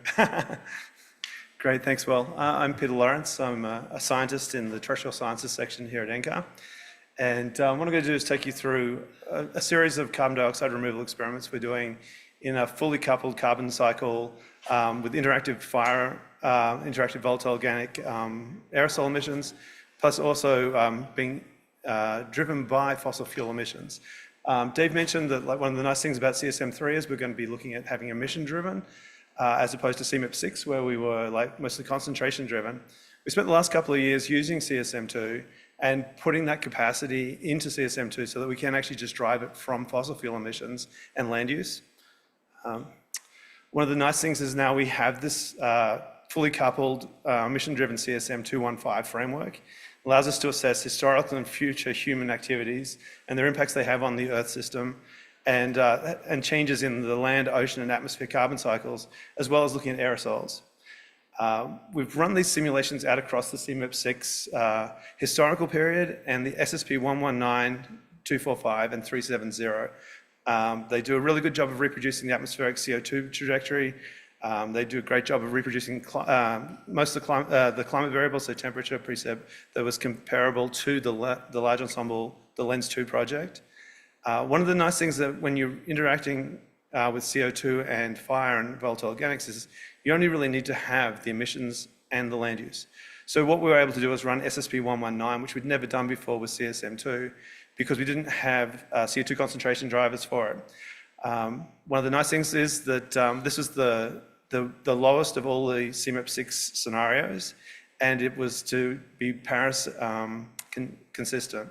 So when we ran it through this configuration, what we do is we find out by 2100, we do actually reduce global warming down to 1.2 degrees. It's an overshoot scenario, and we end up at 390 ppm. But one of the things we did notice when we were looking through these simulations, and you can sort of see from these charts on the right-hand side, the emissions down the bottom right, is that SSP 119 requires massive mitigation in terms of decarbonizing the energy sector. So you have this massive drop in fossil fuel emissions. And it also happens to have a large drop in aerosols associated with those fossil fuels. So what happens is that despite all the mitigation efforts, between 2015 and 2045, there's no real appreciable difference in climate trajectory between SSP 119 and 370. So what's sort of going on there is it's an interesting sort of a political or a policy question is, well, what's going on? And it really is this time between you're reducing CO2 through reducing fossil fuels, but you're also cleaning the atmosphere, and so you've got more radiative warming coming out of those two, and they compete with each other. The other thing that happens is if you look at these plots of temperature change in 2100 over the last decade of the simulations, and SSP 119 ends up with this really strong cooling in the North Atlantic relative to today, and then that happens throughout the whole sort of the Arctic region. This is the Atlantic meridional overturning circulation shutting down and then not starting up for the overshoot. So we end up with a temperature that is back to current day, end of the 20th century temperatures, but we end up with very cold regions, and we end up with warmer regions as well. So what we wanted to do is start thinking about, well, what are the different components of climate interventions could be part of this. So we've been running this community climate intervention strategies program here at NCAR for the last 5 years, 6 years now. And what we want to do is say, well, can we do some attribution and work out what different activities, what different climate intervention activities, how will they impact the climate system? And can we see how they combine together? And how effective are they at reducing temperature and CO2 pathways? So this is the Community Climate Intervention Strategies Ensemble. It's run from 2025 to 2100. We use SSP 245 emissions pathway and we chose that because it's really close to the UNFCCC, Nationally Determined Contributions pathway that we're actually on. And we also set land use and land cover change to be at 2025. So this allows us to do do land mitigation activities against a no changing counterfactual. So the four experiments that we're going to go through today, the first one was looking at optimal reforestation. Here we looked at saying, where can we find the best places to plant trees while maintaining current day agriculture, urban areas, and conservation areas. So we didn't want to put trees on the Serengeti or things like that. So we ended up hitting 750 million hectares, which if you're in this space is kind of a low in terms of the spread of reforestation activities. We wanted to do that because we wanted 5 gigatons of CO2 in 2050 as being the target for doing negative emissions. The second experiment we're doing is ocean alkalinity enhancement. So here we're adding 150 teramoles of alkalinity every year over 100 river sites. And Kristen Crumhart would spend a lot of time working out exactly where those sites were. And then we run the model with this alkalinity to see how much CO2 gets drawn down there. The third one is doing direct air carbon capture and storage. So what this is basically we take industrial emissions and we remove those out of the process. And finally, we wanted to see, well, how do these interact together? So when you run these simulations, what happens when you combine reforestation, ocean alkalinity, and direct air capture? So just starting off, I'm going to start off on the atmospheric CO2 concentration plot on the left. And what you can see is the yellow line shows you the CO2 trajectory for our SSP 245 baseline or control simulation. And we sort of designed these simulations so that they would have similar drawdowns for each of these different, so for the reforestation, the ocean alkalinity, and the direct air capture. We wanted them all to hit this 5 gigatons of CO2 in 2050. So what you can see is that all 3 of those simulations, which are the blue, the purple, and the green lines, lie on top of each other for the CO2 pathway. So we effectively were able to get that 35 ppm drawdown in 2100 for each of those. And then we ran them together and interactively sort of put them together. So we got this red line down here, which is the CO2, and they're all interacting together. What was interesting is that when you combine them all together, you get about 100 ppm CO2 drawdown by the end of 2100, which is sort of like, it would have been 105 ppm if you had just added them together, but it's 100, so there's interaction effects going on. So the other interesting thing is, like, as you look through time, if we go here and we look at the optimal forest drawdown of carbon. So, and the other thing is these the fluxes of carbon from the atmosphere to the atmosphere. Sorry. So a negative flux is taking it out of the atmosphere. A yellow flux is giving it back to the atmosphere. So you want a negative flux to be pulling down, and so that's what this second plot here is showing, these negative fluxes of carbon out of the atmosphere. So this is the optimal forest CDR, and you can see the carbon's being drawn down in these tropical forests where we've been planting these trees. So we ramp up to 750 million hectares from 2025 through to 2050. And what we do is, by the time we hit 2050, we hit 6.7 gigatons of CO2 being taken out by these new trees that we planted. But as we go through time, and this is this green line, I don't know if you can see it well in this bottom left plot, but the green line starts off at 6.7 gigatons of CO2 being drawn down. But by the time we get to 2100, you get to the end of the century, you end up with only drawing down 2.7 gigatons of CO2. So basically, you're saturating this new carbon sink. And the other thing you're doing is, because you're lowering the atmospheric CO2, you're affecting the other terrestrial sinks and the ocean sink. So you can see that the whole map is kind of yellow over the oceans. And that's because you're taking down less carbon in the reforestation simulation than you are in the counterfactual, the control simulation. So now we're looking at ocean alkalinity enhancement. And what we can see here is the regions where, these coastal regions where the rivers are putting in the alkalinity are really drawing down the carbon strongly. This is the 150 teramoles of alkalinity that we're adding, so it's ramping up to 2050. We end up hitting about 5.5 gigatons in 2050 of CO2, so that's less than the reforestation amount, but it stays higher, so we don't saturate the ocean as quickly as we saturate the land sink. So we end up at 4.6 gigatons of CO2 at the end of the decade. I'm going to take you now to the direct air capture, and these are around industrial sites. And this was taken from a GCAM study looking at potential for doing direct air capture. So we've located these locations based on this GCAM study. And so what we did is, because we wanted to get to this average of 5 gigatons of CO2 through the period, we sort of added, we described a direct flux of 6.7 gigatons, which really translated to 6.2 gigatons in 2050. And as the sinks started to get less, had lower CO2 in the atmosphere and draw down less compared to the counterfactual, we end up at 4.8 gigatons at the end of that period. Finally, when you combine them all together, what you can see here is, and this is kind of interesting because you can see where the carbon's going and where the carbon sinks are being decreased. So this is with all three of them working together. And the other thing is, when you add them all together, at 2050, we ended up 16.8 gigatons of CO2. Whereas if you were to add those three individuals together, you would end up at 18.4 gigatons, which is less than the actual direct amount that's been taken out. So as the sinks are becoming less effective, you get less effective CDR coming out. Okay. So moving on to temperature and trying to understand, well, how does the temperature respond in each of these simulations? And you can see that all three of the individual ones, which is the blue, green, and purple lines, they all end up cooling somewhere between 1/4 degree and 0.3 degrees. And then when you combine them all together, they end up cooling by about 0.7 degrees at the end of 2100, the last decade of that period.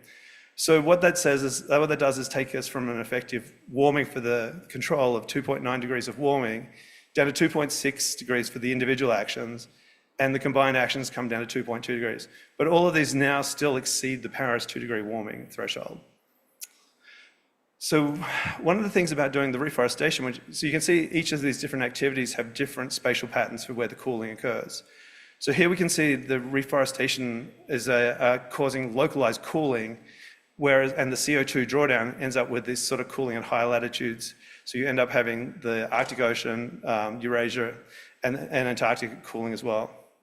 When we look at the ocean alkalinity enhancement, we see a different pattern. We don't see that sort of tropical forest sort of focus. We see more things happening up at higher latitudes. This is also the lowest of the cooling, so we only end up with a 1/4 degree cooling in the ocean alkalinity enhancement. When we looked at direct air capture, so now we're not actually having any physical impact on the model because it's just the emissions are being drawn down. We see this spatial pattern, so we see the high latitude cooling over the Arctic Ocean and Eurasia. So finally, when we bring all three of them together, so this is all interacting together, you can see all three patterns sort of put on top of each other. So we end up with this cooling in the tropical forest where we're doing reforestation, plus the high latitudes. Okay, I'm just going to leave it here. This is kind of the summary. So we have the CCIS ensemble simulations, so we can run these fully interactive emission-driven pathways. As you can see, we basically get strong localized cooling on top of the atmospheric CO2 cooling from reforestation. The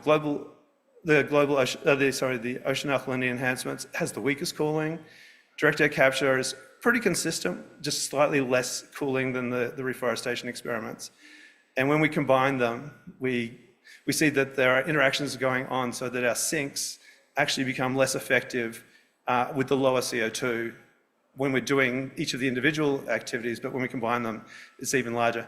We've got two more elements to this to go. One of them is doing bioenergy with carbon capture and storage, which we have all of the simulations ready to go. And the final thing is for the Climate Innovation Strategies program, we're looking at combining this with solar radiation modification through the ARISE project. I'll call it there, thanks.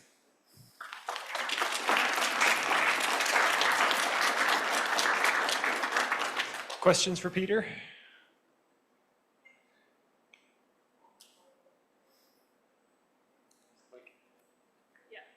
really nice talk. I have a question about the optimal reforestation. Sure. And how the optimal is defined. Okay, so the optimal is like two things. One of them is like the carbon potential of the forest. So first of all, you've excluded areas out that are currently like agriculture or conservation. So like you've got to mask those areas. Then you go through and say, well, what are the most optimal carbon areas? And then one of the second things we did is saying, well, where are the areas where we're going to have a physical climate impact as well? There's a paper that one of my authors put out, which was looking at high latitude versus tropical forests.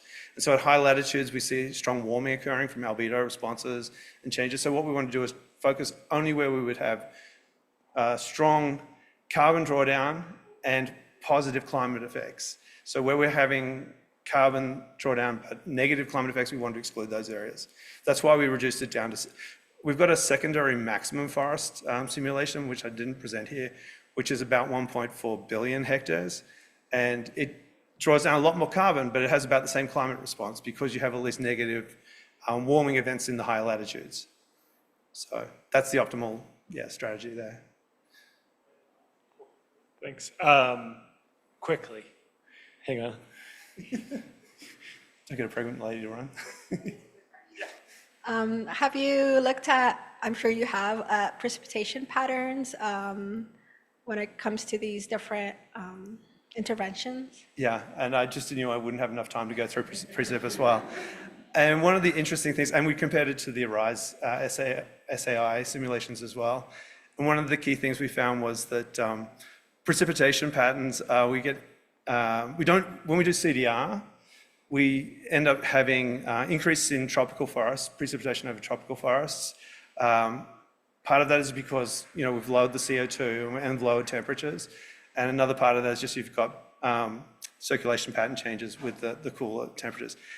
What was really interesting is when we compared it to the ARISE, which is the bottom plot there, we don't get that big decrease in precip globally that you do with stratospheric aerosol injections.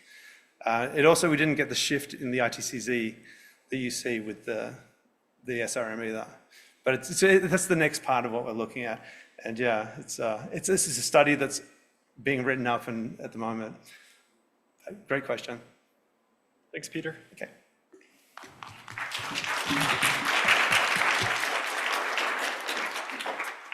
Our next speaker is Nizanine.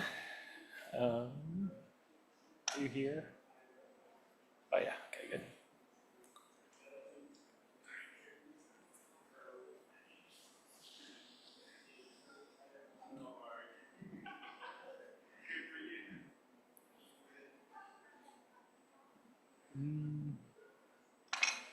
Is that you?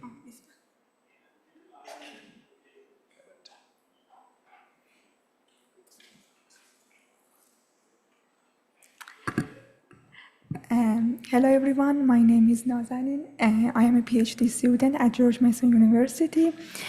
And today I will present some part of my current project, which focuses on diagnosing evaporation soil moisture regimes in CSM to see which conditions are associated with discrepancies from observations. So this project was conducted in collaboration with Dr. Paul Diermeyer from George Mason University, my advisor, and also with Dr. Megan Fowler, Zhe Zhang, and Celine He from NCAR, and was supported by NASA grant. So to set a stage for this study, at first I want to define the conceptual soil moisture regime. So this figure is showing the evaporation fraction versus soil moisture, and this red color is showing the density of the point. And we can define soil moisture regime by identifying soil moisture breakpoints, melting point and critical soil moisture, which partition the soil moisture range into the distinct regimes. So at first we have a dry regime, below the wilting point, EF remains near the zero, regardless of the soil moisture value. So we are in the dry regime or water limited regime.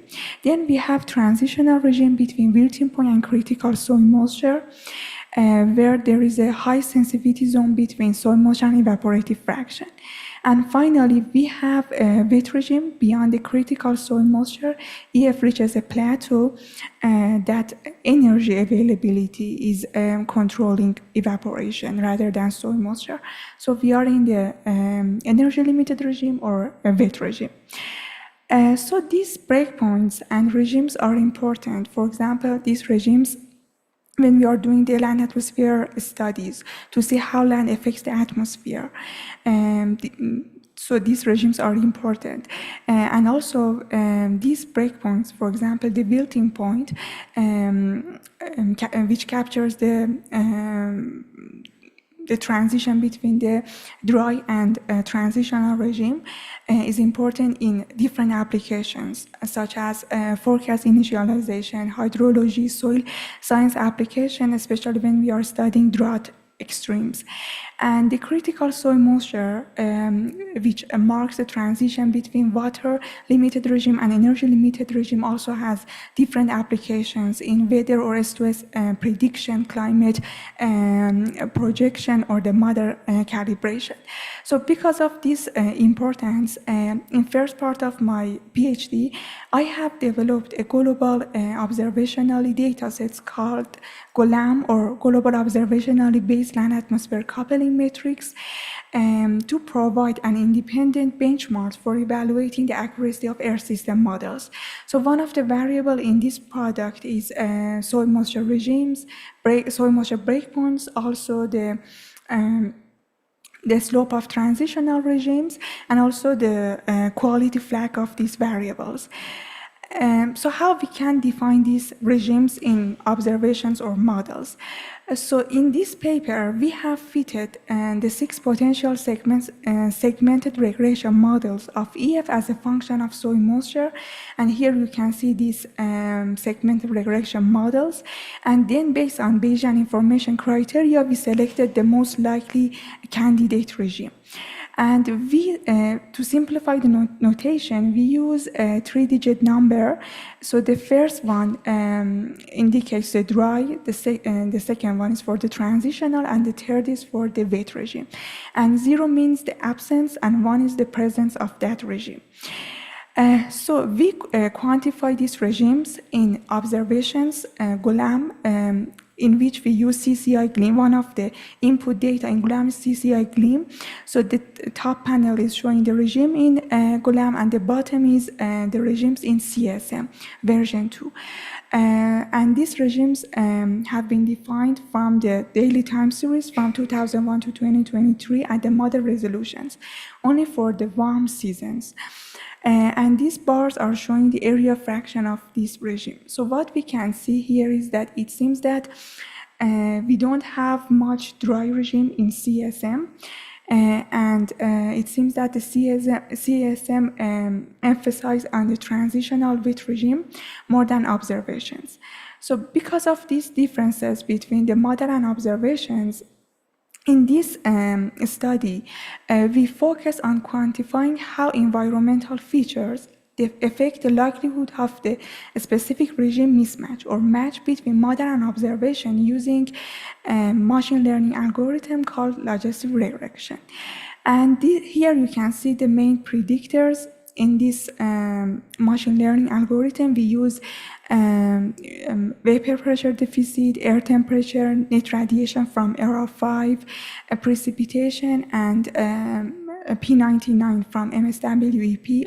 Also, we calculated humidity index, and we use observational-based vegetation properties, and also soil and topography.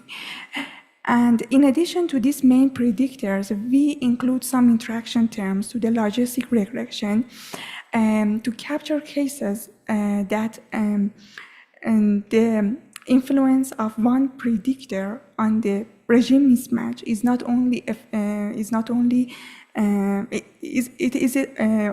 is it affect also in another predictors? So for example, we know that in the arid regions, the aridity index, for example, has a relationship with the precipitation or net radiation.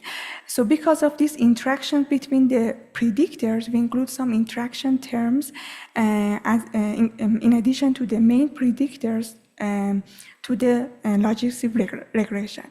Also in this machine learning, the target variable is binary. We have 0 means that there is no mismatch between model and observation, and 1 means that we have a mismatch in the regime between model and observations.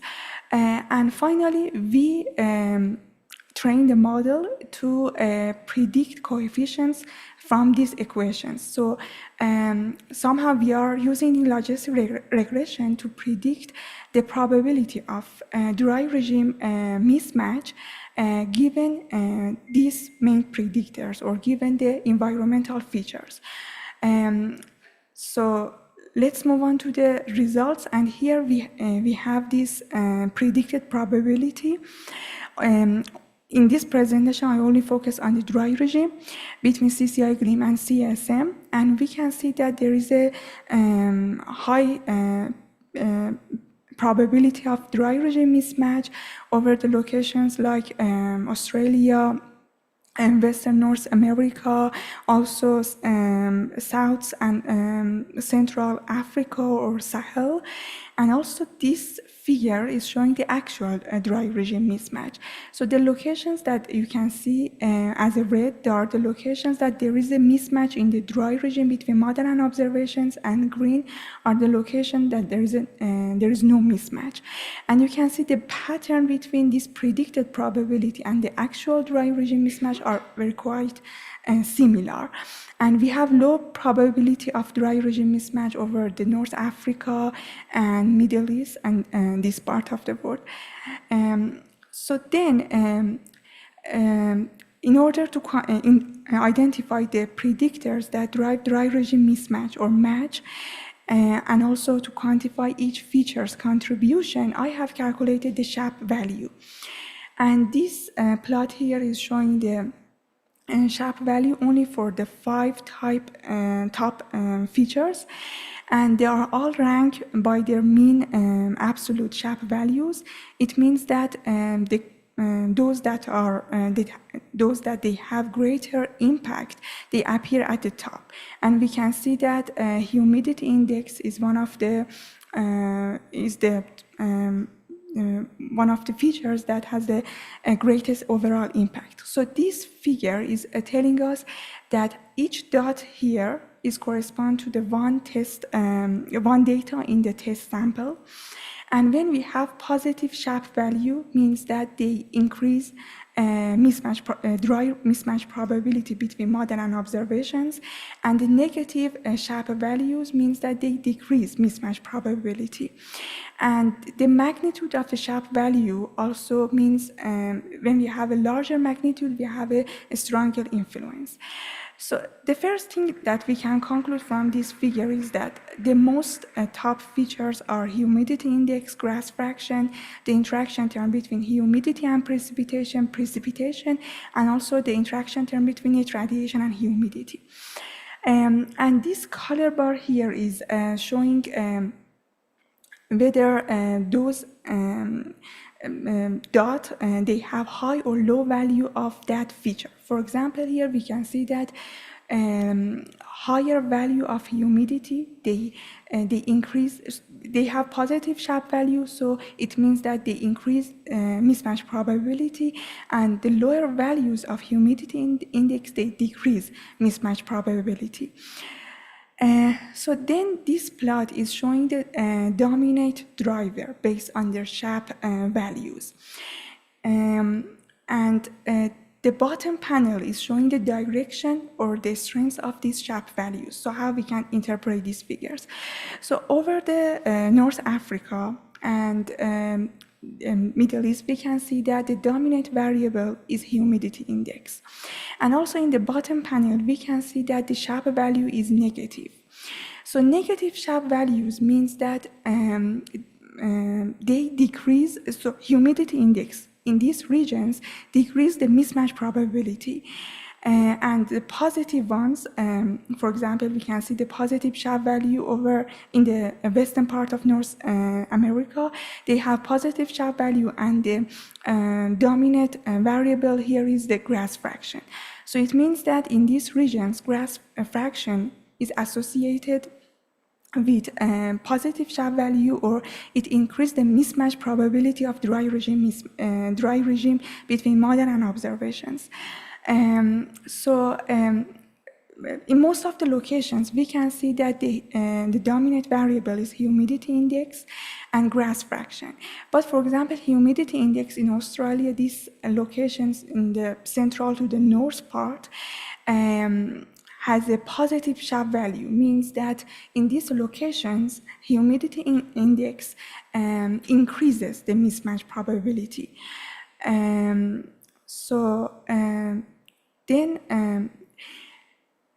this is the last slide. To evaluate the performance of the logistic regression, I have used the log loss as a performance matrix, and I have calculated the log loss across the 5 cross-validation folds.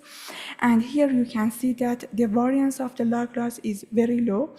And also, I have calculated the random guessing, this dashed line here, and we can see that our model, logistic regression, performs better than the random baseline of about 43%. It is lower than the random, and because the mean of this cross-validation is close to the final test, we can see that there is no sign of overfitting and underfitting. So in this study, we used logistic regression to identify observational drivers of dry regime mismatch between model, CSM, and observations. To answer this question, so what environmental conditions are associated with this agreement from observations? And we saw that the main variables, the main predictors in this study was humidity index and grass fraction. And also we saw that the humidity index, when we have a low humidity index in the desert areas, they have negative shape values, and they were dominant driver. So it means that over those areas, the low humidity index decreased the mismatch probability. But in other locations, such as most of the transitional belts, we saw that the grass fraction is the drivers of the mismatch between model and observations. But in the future, we plan to use this methodology, this logistic regression, by using the model output as predictors, and also the biases between model and observation as predictors. So thank you.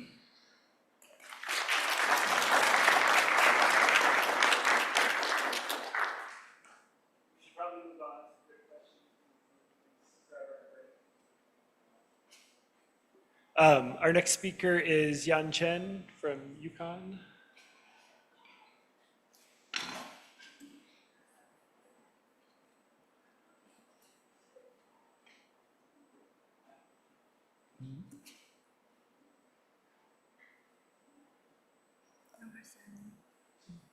Find the mouse. There it is. Yeah.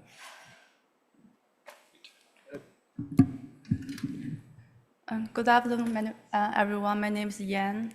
I'm a postdoc at Colorado State University, working with Professor Danica Lombardozzi. Today, I'm going to talk about the source of bias in CESM simulated ecosystem carbon fluxes under drought. And the carbon is the greatest uncertainties in the trajectory of the Earth's carbon cycle. And the left figure shows the difference in carbon uptake projection across different Earth system models. And the right panel shows how heat wave and drought increased over the past few decades. And the trend behind is how the response of terrestrial carbon uptake to extreme events is pretty understood especially across different regions and ecosystems, and which is very important for future projection. And there are multiple land models, including community land model, NASA, Cable, ISBA, includes those responses. However, substantial differences in parameterization schemes among land surface model lead to large intermodal variations in simulated responses, especially to heat wave and heat and drought. And first, I identified model bias in simulating a dominant driver of light use efficiency, which is derived from GPP overpass to minimize the impact of radiation. So here is a result for evergreen leaf forest at global scale, and we only chose the grid cell when the percentage of the evergreen leaf forest above 60%. And here is the result based on observations. And the upper panel is like temperature on the y-axis, soil water availability on the x-axis, and the middle panel is VPD versus soil water availability, and the bottom panel is the temperature versus VPD. And the red color indicates higher light use efficiency, and the blue color is the lower value of light use efficiency, and the number is the pre-frequency here. So the figure A1 shows light use efficiency increasing with rising, decreasing with rising temperature. However, figure A3 indicates like VPD rather than temperature dominate light use efficiency. And this is the result for Norwegian model, and the community land model version 5 is land component. And this model overestimates the role of soil water availability on light use efficiency variations, and also overestimates the light use efficiency response to VPD. And here is the result for CMCC, and the community land model version 4.5 is land component. And again, this model overestimates the role of VPD here. And similarly, here is the result for the C4 grassland. And based on figure A1 and figure A2, we identify the soil water availability and temperatures dominate light use efficiency variations. And following are the result for Norwegian model and the CMCC. And again, Norwegian model overestimates the soil water availability and show threshold behaviors. When soil water availability below a threshold, light use efficiency drops. And again, both models overestimate the VPD impact on light use efficiency. And we also explore the analysis to the decidual broadleaf forest and C3 grassland, and identify very similar bias here. And to further explore the bias behind, we make use of NEOM, NEOM model framework, which is developed by Professor Lambertzi, integrates NEOM meteorological forcing and set information into CTSM, enable a direct comparison between observed and simulated fluxes. And first, we run the simulation at the site level, driven by the observed meteorological forcing until model reach equilibrium, and compare the observed and simulated GPP, and identify sites where the model can generally capture the signal cycle of GPP, and identify the period where when the model occasionally deviates from observations. And after that, we run some sensitivity tests by perturbing climatic drivers, including temperature, relative humidity, precipitation, some key inputs, and the parameters to diagnose GPP response behaviors. And by doing this, we identify some key process and parameters responsible for model observation discrepancies. And first, we run the simulation at multiple sites and chose Yellowstone and Rocky Mountain because at both sites, CTSM generally capture the trend of GPP, but still overestimate some anomalies during a specific period, and we will focus on that period to further explore the bias behind. And both sides are evergreen leaf forest, has a very small leaf area index variation during the identified period for us to more focus on physiological response. And upper panel here, we compare the observed GPP in blue and simulated GPP in orange. And the general model reproduce the signal cycle of GPP. However, during summer in 2020 at the Rocky Mountain sites and summer in 2021 at Yellowstone sites, model simulates a decrease of GPP, which is not observed. And the middle panel is the corresponding temperature and the precipitation. And we notice that during the period when model simulates. I'm sorry, we need to reshare your screen for a second.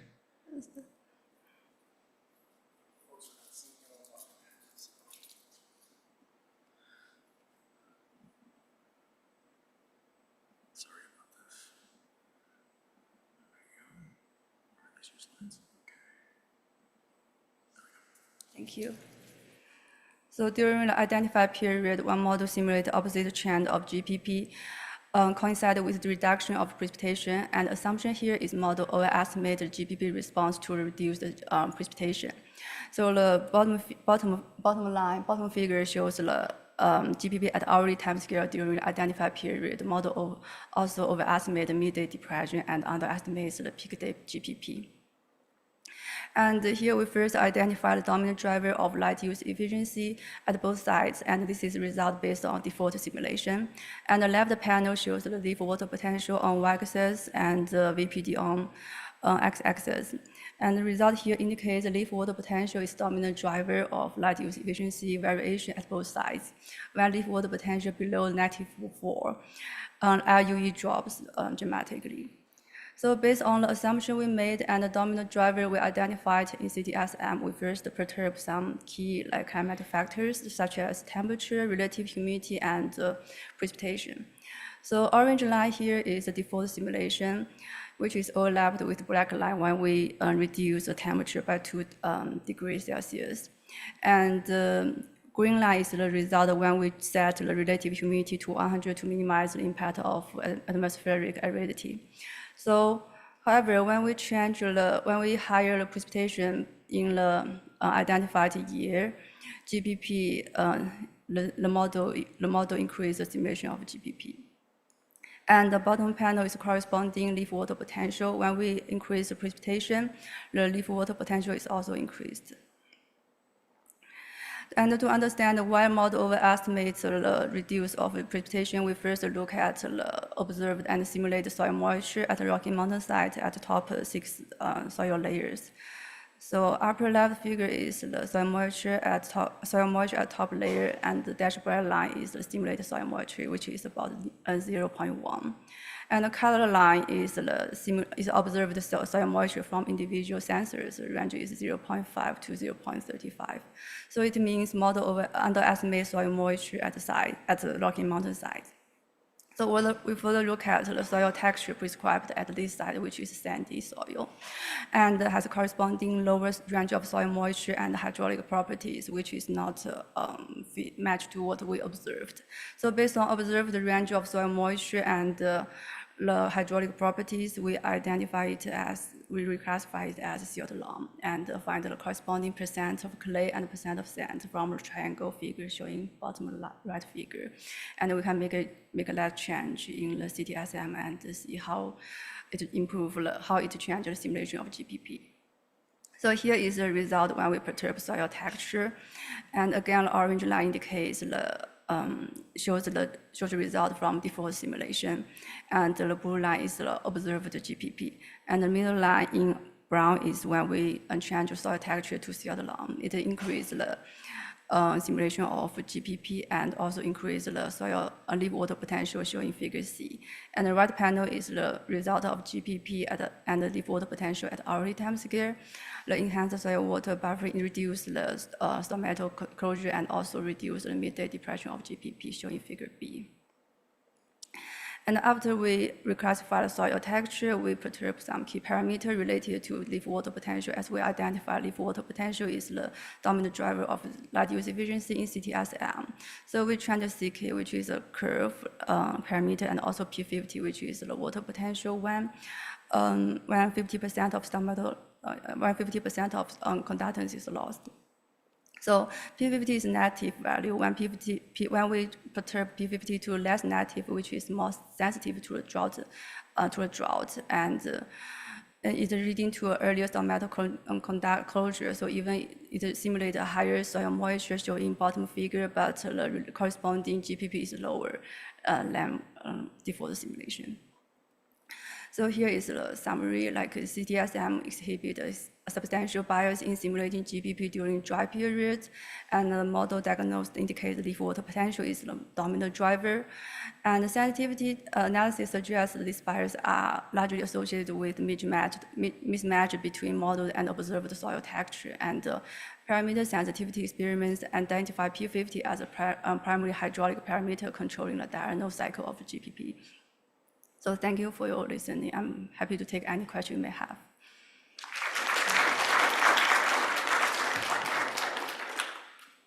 We have time for probably one question. Yeah, go ahead. Yeah, so it's interesting to look at light use efficiency. I also wonder how the LAI simulation looks like, because I think under drought, LAI, if the drought is long or severe enough, LAI should be the first order effect. And the light use efficiency, well, of course, I cannot say secondary, but it's, I just want to see their relative contribution. Yeah, thank you for your question. It's a really good question. And we identify period, dry period, and also look at the LAI from LAI in CTSM and in neon sites.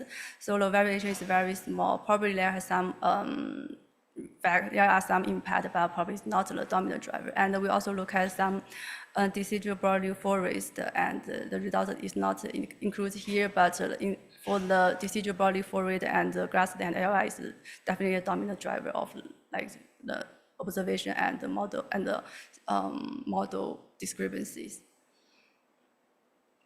Great, thanks. Should probably move on.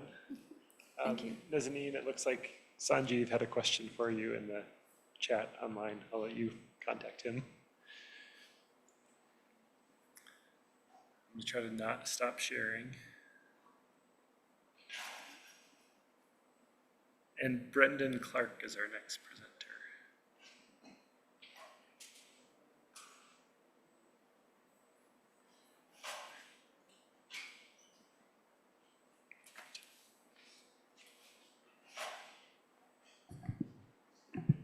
All right, great, thanks. Thanks for having me. So today I'm going to be talking about a paper I have that was recently accepted in GRL called Land Models Likely Underestimate the Effect of Atmospheric Dryness on Tree Growth.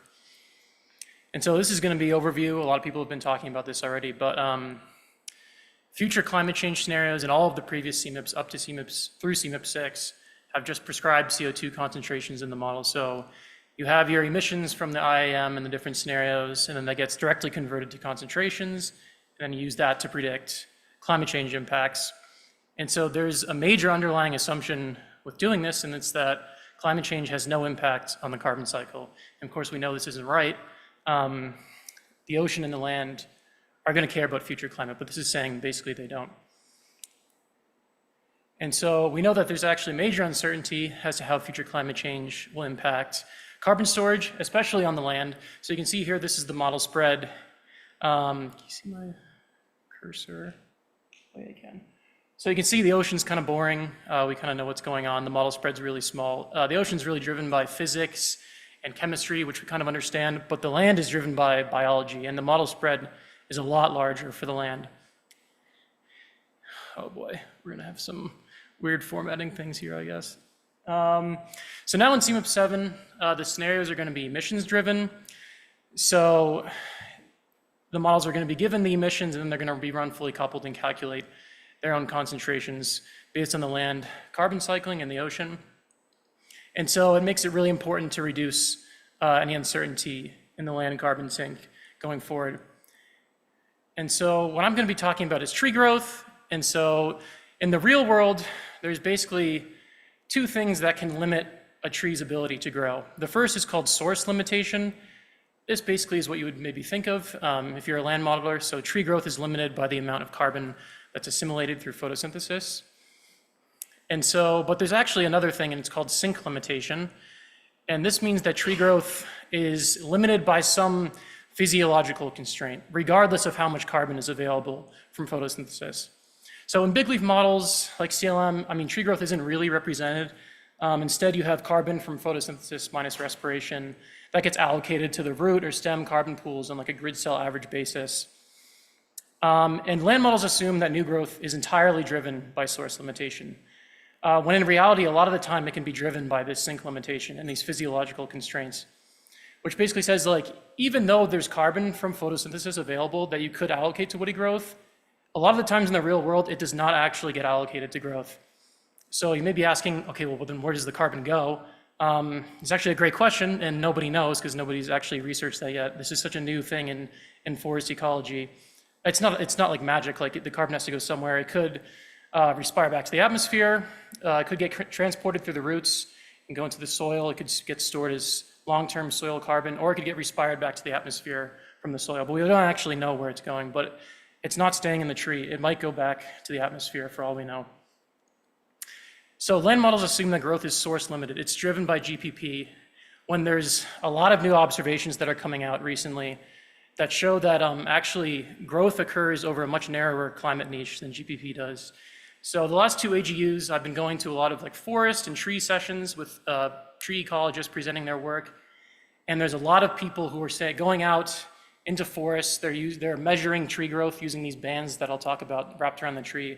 And they're measuring flux tower measurements next to them of GPP. And they're saying that they're seeing that growth and GPP are not correlated a lot of the time, like at all. And this figure is showing this. This was a paper published 3 days ago, basically showing, so you see they're measuring growth alongside GPP, and you can see that actual growth is shutting down a lot sooner than GPP is slowing down. And so these two things are not actually correlated a lot of the time, and actual growth is much more sensitive to things like VPD than GPP is. So vapor pressure deficit, it can be thought of as the drying power of the air. And pretty much all of these growth observation studies find that VPD is really the thing that's driving the growth of tissues, and it's a major driver of sink-limited growth. And so since land models lack representation of sink-limited growth, they may underestimate the impacts of rising VPD on future tree growth and carbon storage. And so here I'm taking these dendrometer observations. This is a dendrometer. It's this band they wrap around the tree. This is sort of more of a new advancement in measuring tree growth that allows you to get measurements on daily temporal timescales, whereas before you'd have to rely on like ring width measurements, which are more yearly. And I'm comparing this to simulations of the CLM Fates model. So like I said, CLM doesn't really represent growth, but Fates does. It has a variable that outputs the change in diameter at breast height. So you can actually compare this to dendrometer observations. And so this is first taking the dendrometer observations and building a logistic regression model, which was nicely defined in 2 talks ago, and I didn't define it, so that's convenient. But it's basically saying, what is the probability that growth is going to occur based on the observations for these 7 species in Europe, given the climate? You can see that the main thing driving growth here is VPD. As VPD goes up, your probability that growth occurs goes down quite a bit. There's other things like soil water potential, which is important too, but actually radiation and precipitation wasn't actually found to be that important. And so what you can do is you can, so this regression model is a gridded product. I can force it with future climate data too. And so you can force Fates and then this regression model from the observations with elevated VPD scenarios. And you can see that Fates in blue for broadleaf and conifer trees is underestimating the effect of elevated VPD on radial growth by a factor of like 2 for the broadleafs and a factor of maybe 3 for the conifer trees. And this is averaged across Europe. So if you looked at like a single location, like a grid cell, it would be a lot more nonlinear and intense. So then if we take this regression model, we can use it and force it with a just increasing VPD scenario, and we can see how increasing VPD decreases future radial growth based on the observations, and apply that relative decrease to what's simulated by Fates. This is kind of an oversimplification, but it's just as a way to see, is this actually important? And when you do that, you get a new estimate of volumetric carbon storage from the basal area from Fates and the tree height. You can see that it reduces the volumetric carbon storage by as much as like 30% in some places, especially in Southern Europe. That's because that's where VPD goes up the most in this climate change scenario. So this is the regression model forced with the just VPD, and you can see radial growth goes down by as much as 40%. So in conclusion, land models assume that photosynthesis always drives tree growth. That's what's driving tree growth. But there's all these new observations that are coming out that show that actual tree growth is a lot of the time decoupled from photosynthesis. And it slows or shuts down, it can shut down a long time before photosynthesis does. It's a lot more sensitive to things like VPD than photosynthesis. And so if you correct or try to correct the land model output of growth to match how observations respond to elevated VPD, it makes the future land sink weaker. Global land models likely need to be updated to account for these physiological constraints on growth.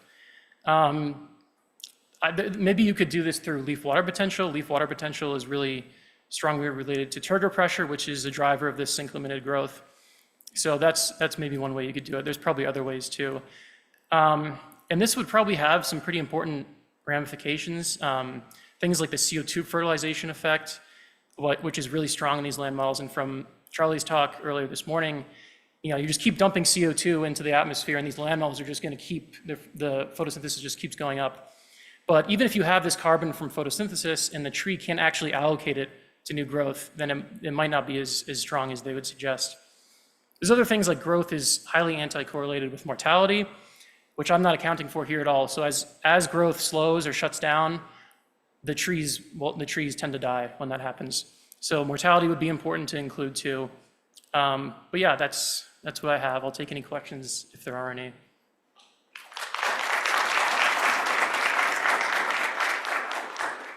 Great, we have time for some questions for Brendan.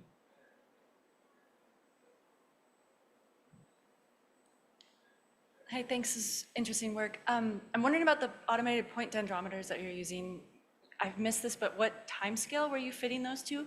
I know that you see diurnal shrinking and swelling in those pretty strongly, which is obviously a water response, so no surprise that that's sensitive to VPD. How do you separate that water response from the carbon growth? So I'm not separating it, and these are daily temporal averages or daily temporal measurements. So yeah, that's a good point. If you're saying the change in tree size from water is different from actual carbon. Yeah, I mean, that's probably something you'd have to look at in the future. I'm just assuming that it's carbon. So that's one of the assumptions. And then also, yeah, the tree growth varies a lot diurnally, and that's another thing that would be good to look at. Yeah, but I'm just using daily observations because that's what I have. The observations are so limited. They're not, in the observations, they're not separating water from carbon. They don't really have a way to do that. So yeah, with better observations, you could, improve upon this, but I'm so limited with what I have right now that there's some things you gotta assume, basically.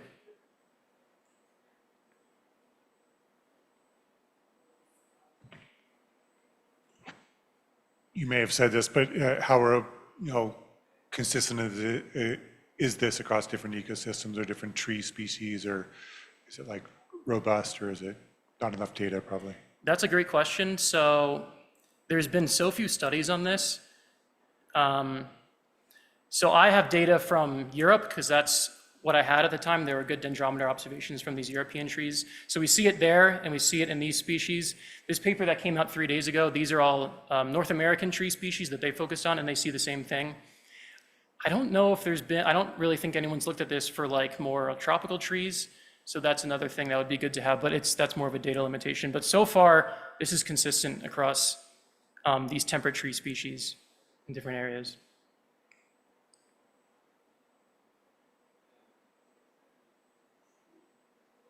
Great, thanks, Brendan. Thanks.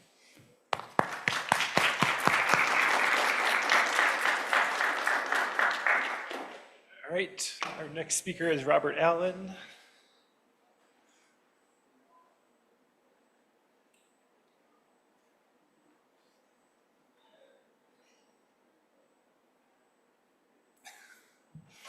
Disappears there.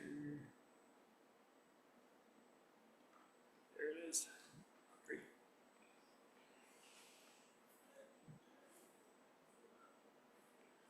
Okay, I'm going to be talking about tree restoration, and in particular looking at how the climate mitigation potential of tree restoration is impacted by the background climate. I performed some CAM chem simulations coupled to a slab ocean model. Basically 4 experiments, 2 pairs of experiments. One set had the present day atmospheric CO2 concentration. Here, present day is 2,000, so 370 ppms. A control, as well as a analogous simulation with the tree perturbation, which I'll explain in a second. And then 2 additional simulations, but with double the atmospheric CO2 concentration. So these simulations are in contrast to the ones that Peter was talking about. These are prescribed atmospheric CO2, so emissions are not incorporated here. And I have to approximate the biogeochemical effects of tree restoration through the TCRE. This is the tree perturbation that I'm using. It's an iterative process involving reforestation is step 1. So it involves looking at the present day tree fraction in every grid cell and comparing it to the pre-industrial. If pre-industrial had a higher tree fraction in that grid cell relative to present day, we use the pre-industrial value. Afforestation is step 2, and that involves building off of the first step. But we look at the end of the century, so 2100, and we loop through all the different SSPs. And if one of the SSPs has a larger tree fraction in a given grid cell relative to that after step 1, we implement that increase in tree fraction at that grid cell. So this is these are equilibrium time slice simulations. So this perturbation is instantly imposed into the model. This is also a relatively large increase in tree fraction, 12.3 million square kilometers, which is about 135% of the area of the United States. So we're looking at a biophysical upper limit to tree restoration. So these are the near surface air temperature responses. Panel A is showing you the near surface air temperature response to that tree perturbation under the doubled atmospheric CO2 levels. Panel B is analogous except for the present day atmospheric CO2. And then panel C is the difference. So it's telling you the impacts associated with a warmer, higher CO2 background. And you can see that you're getting a lot of blues indicating biophysical cooling in the doubled CO2 world relative to the 1x CO2 world. There's a hemispheric contrast, right? So most of that cooling is occurring in the northern hemisphere as opposed to the southern hemisphere. Again, this does not include the biogeochemical effect. This is simply the biophysical effect. But in a warmer, higher CO2 world, the same tree perturbation is giving you a net cooling effect largely in the northern hemisphere. So why is that? Why is there this enhanced northern hemisphere cooling to the same tree perturbation? So I looked at the surface energy balance decomposition. This decomposes, it attempts to understand the drivers of the surface temperature response based on albedo, which is the purple bar, shortwave radiation at the surface, which is the cyan bar, and then you can decompose that into clear sky and cloudy sky, the yellow and the green. There's surface long wave radiation component in the red. You can decompose that into clear and cloudy, and then there's also the sensible heat flux component. So there's 3 sets of bars. The first bar is for the doubled CO2 background climate. The second bar is for the 1x CO2 background climate, and then the third bar is the difference. So the point here is that the cooling in the northern hemisphere under the warmer, higher CO2 background climate is largely associated with the purple bar, right, the albedo effect. So there is muted albedo warming under the doubled CO2 background climate, and that is because in a warmer, higher CO2 world, there's less snow cover on the ground. There's a 61% decrease in northern hemisphere snow cover. So this albedo effect of planting trees becomes weaker when there's less snow. The second contribution to this enhanced northern hemisphere cooling under the higher CO2 background climate is the shortwave radiation term, the cyan, which is largely the yellow bars, which is the shortwave clear. So this enhanced shortwave cooling under 2x CO2 is due to the fact that trees emit BVOCs, and BVOCs is a function of temperature. So under the double CO2 warmer climate, there's a larger increase in BVOCs, which gets oxidized to secondary organic aerosol, and you have a decrease in surface shortwave radiation. So those are the main two contributors to this enhanced cooling in the northern hemisphere under the warmer, higher CO2 background climate. In the southern hemisphere, here the question is, why is there similar southern hemisphere cooling between the two background climates? And that has to do with cancellation of two terms. Primarily, you can see that the shortwave radiation term, the blue, the cyan, which is again largely driven by the yellow, which is the clear sky term, under the effects of the background climate is enhanced cooling. And again, this is consistent with this chemistry effect, enhanced BVOCs and secondary organic aerosols, which decreases surface solar radiation under clear skies. But then you can see that there's compensation in the shortwave cloud term. That third green bar is positive. So these two terms are largely offsetting, which is one of the reasons why there's similar southern hemisphere cooling between the two background climates. What about impacts on air quality? This is specifically for PM 2.5. So the top three panels are laid out similarly to the previous plot, and then I've included some zonal mean plots in the bottom. So overall, there's an increase in PM 2.5 when you plant more trees. And again, this is because there's an increase in secondary organic aerosol. You can see that it's very spatially heterogeneous. So regions where there's a large increase in tree fraction, for example, in South America, there's a very large increase in PM 2.5. And you can also see that the effects of the background climate are exacerbating this increase in PM 2.5. And again, this is just because the BVOCs are temperature dependent. So in the warmer world, there's more BVOCs, there's more SOA, and there's more PM 2.5. I also looked at surface ozone. Surface ozone is a little bit more complicated because the response depends on the background chemical environment. There's actually a contrast between the northern hemisphere and southern hemisphere.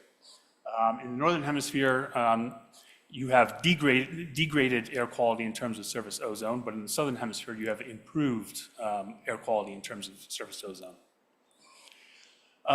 The impacts on fires are shown here.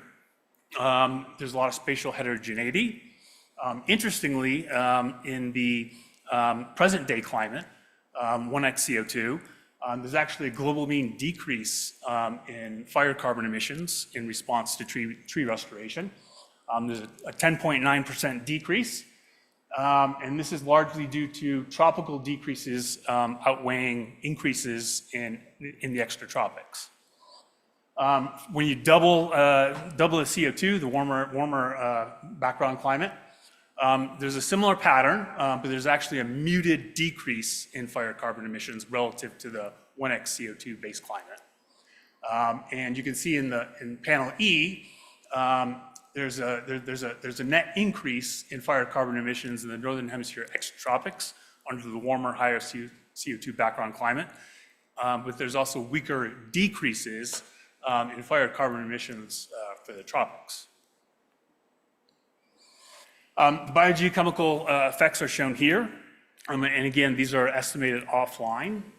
So as you would expect, there's an increase in land carbon storage. The northern hemisphere is on the left, southern hemisphere is in panel B, and then the global is in panel C. We can use the TCRE to approximate the cooling effect due to this enhanced land carbon sink. And under tree 2x CO2, that value is minus 0.65, and in the baseline CO2, it's minus 0.45 K.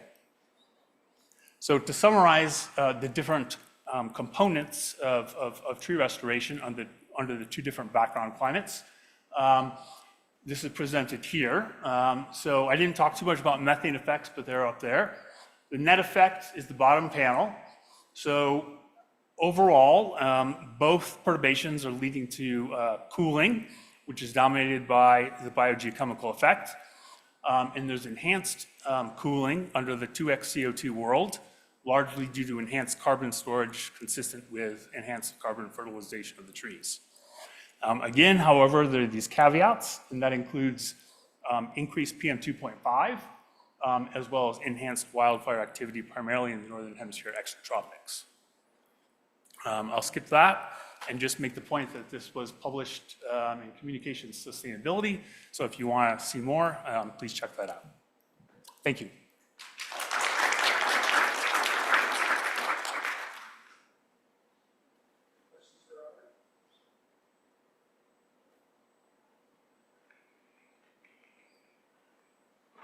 Thanks. I have a lot of questions, so I'll have to pick one. I'm curious about I guess I'll ask about the impacts on climate on Megan and which processes are included there. If you have also the CO2 inhibition effect, like soil moisture, et cetera. And so it seems like the CO2 fertilization effect is dominating, but I guess I'm just wondering if you could break that down further. Sorry, or temperature might be dominating. Yeah, it's definitely the temperature effect is dominating the BVOC response in Megan. I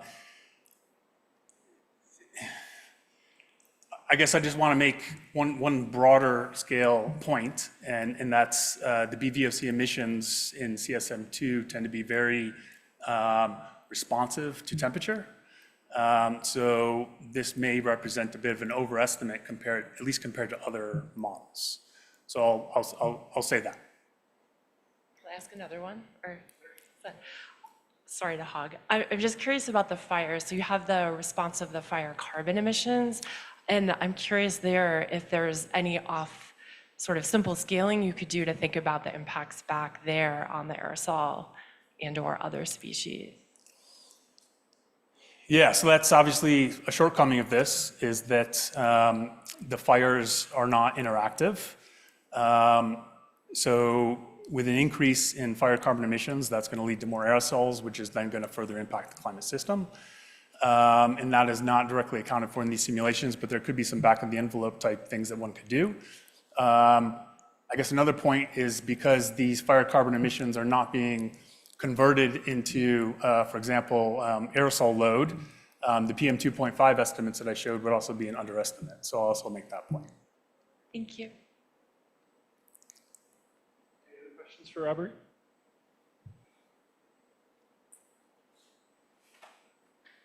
Oh, great, thanks.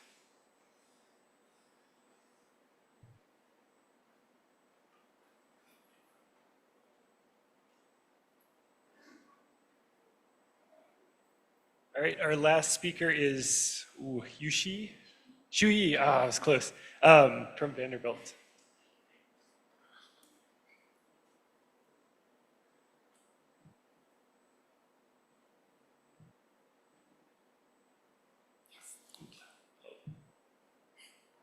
It's really hard to find the cursor. The shortcut to hit.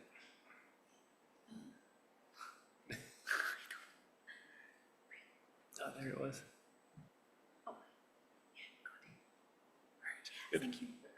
Hello, everyone. My name is Xiu Yu. I'm the PhD candidate from the Vanderbilt University. Today, I'm so excited to share our work of modeling edge effects and post-fire legacies on carbon and water fluxes in the Amazon with the ELM fates. As we all know, Amazon is very important because it accounts for 15% of global terrestrial primary productivity. But nowadays, large areas, large rainforests have been cleared for pastures and croplands, which creates more edge forest. And evidence have showed that there are around 70% of remaining forests are within 1 kilometer from an edge and 20% within just 100 meters. So compared with the intact forest, these edge areas become hotter and drier, and their forest structure and species compositions have degraded, which directly disrupt the ecosystem functioning. And the fire is the second piece of this story. As you can see the map, the higher fire risk days is increasing across the Amazon. And this man-made fire set to manage pastures and croplands often escape into the adjacent edge forest, which leaves the long-term impacts on forest structure and the function. And these edge forests are more vulnerable to fire and more fallible. There is a positive feedback loop which these fragmented landscapes often experience the recurrent fires. Nowadays, the study's issue is that there are lots of them focused on the edge and fire separately, but if we ignore their interaction, we will underestimate how vulnerable of these edge forests really are. Which brings to our question, how do edge effects and fire legacies synergistically regulate fluxes in the Amazon? And the traditional methods like eddy chroviners and remote sensing, they are struggling to untangle this fire scale process. That is where modeling bridges the gaps. So we use the ELM phase to address this question. And the phase is kind of the demographic vegetation model coupled with the ELM. So the ELM can handle the biophysical and biogeochemical process, and the phase will represent the plant reproduction, growth, and mortality. And look at this conceptual picture.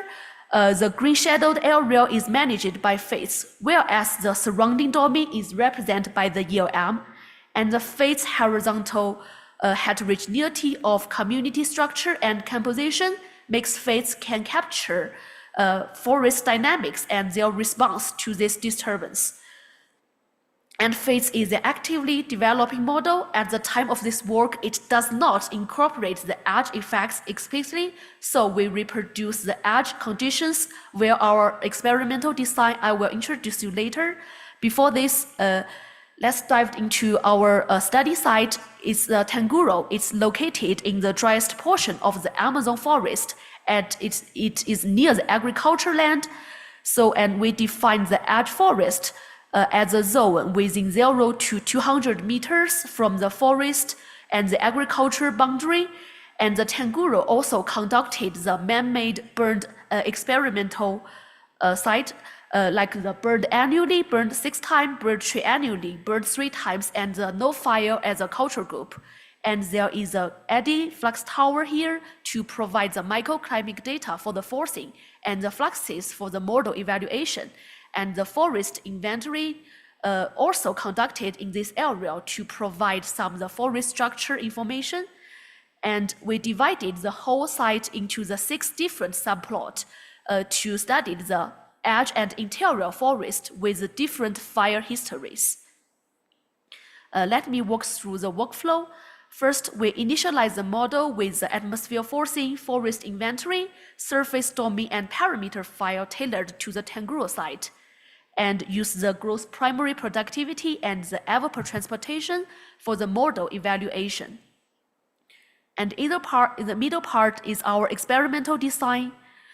We did the 6 different simulations.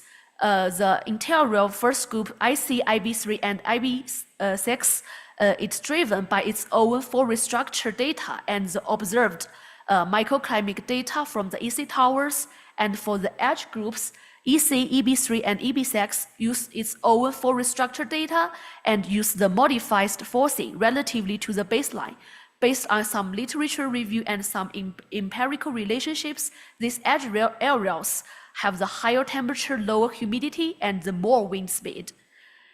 And the table below, it gets the difference of these simulations, which allows us have to get the quantification of these different effects. And the interaction is like to compare the difference with this edge fire response and the interior fire response.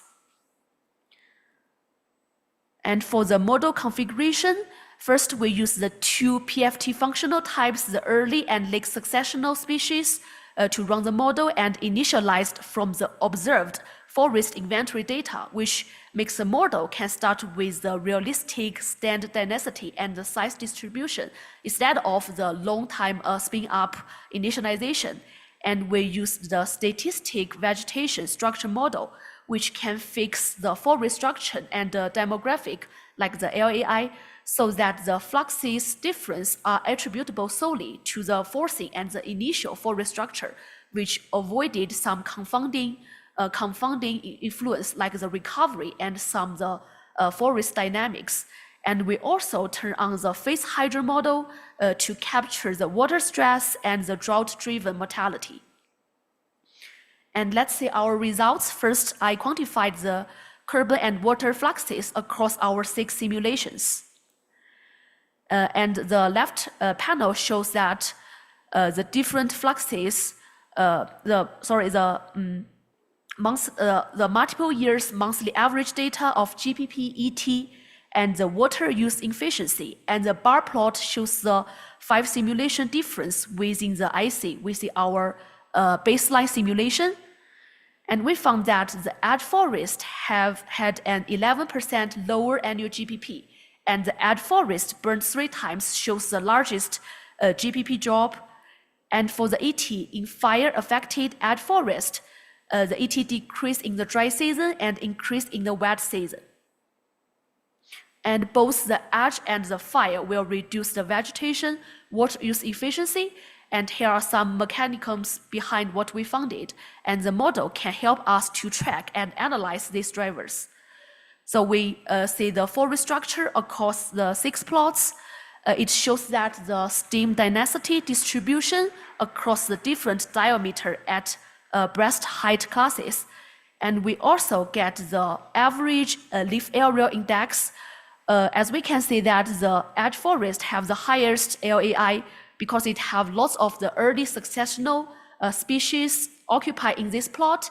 And for the ash forest under 6 burned times, it shows it has no canopy to fix the carbon. And we also get some the variables like the bitrate, the amount of soil water available for root uptake. As we can see, also that the EC have the highest forest, have the most forest.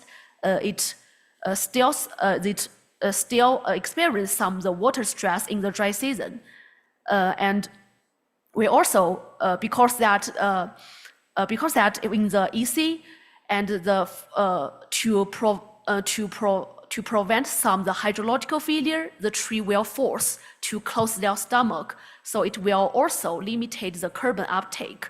And for the ET, the model can decompose it for the 3 component. So as we can see for the E3 in the dry season, the canopy transportation is suppressed, which decrease the ET. And in the wet season, as we can see in the EB3, because there are no canopy and the sunlight can hit the ground directly and also leads to the lower ground temperature. So there are more ground evaporations in this plot, which have the higher ET in the wet season.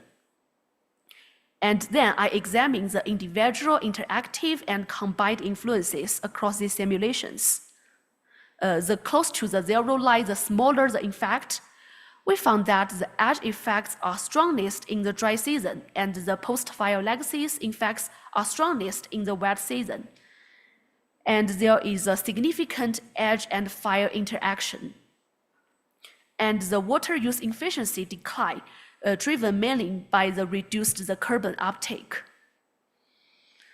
And then we want to disentangle the relative contributions of the microclimate and the vegetation structure to GPP by doing an extra simulation.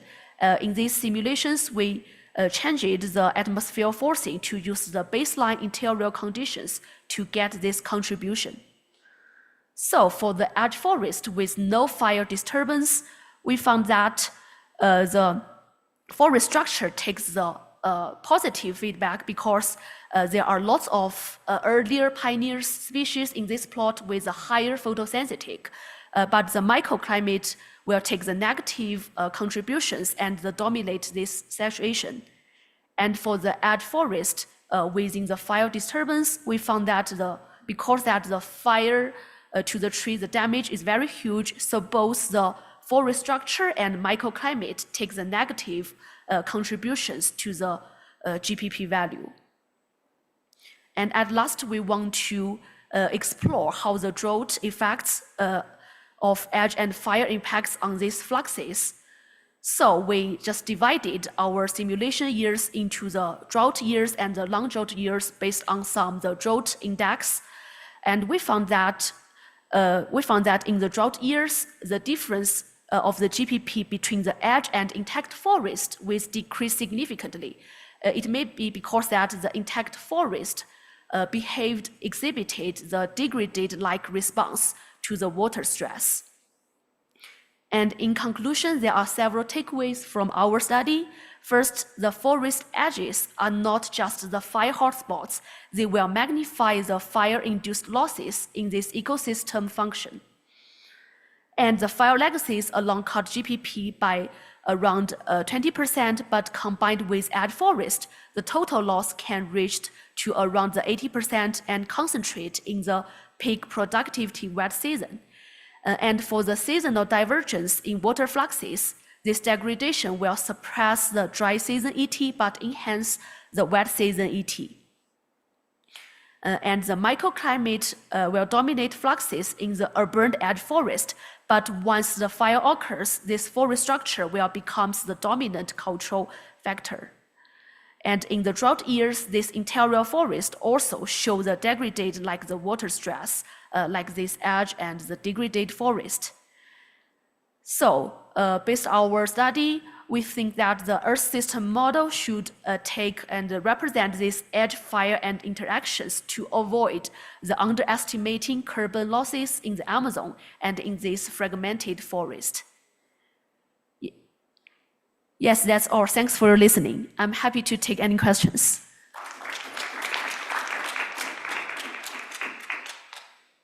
Any questions? I have one maybe simple one to start with. Why was the edge B3? Why was the canopy gone in that one, but not in the edge B6? Oh yeah, this is one at first I'm not accepted because that the burn because the burn needs the fuel. If there is a lot of fuels, it can burn. But so the burned annual, actually there's no fuel. But if you burn 3 times, there are some fuel accumulated here. Okay. So when the fire come here, there are lots of the burned areas. So yeah, and both the edge and fire interaction happens in these areas. So there are actually no canopies. Okay. Yeah. Thanks.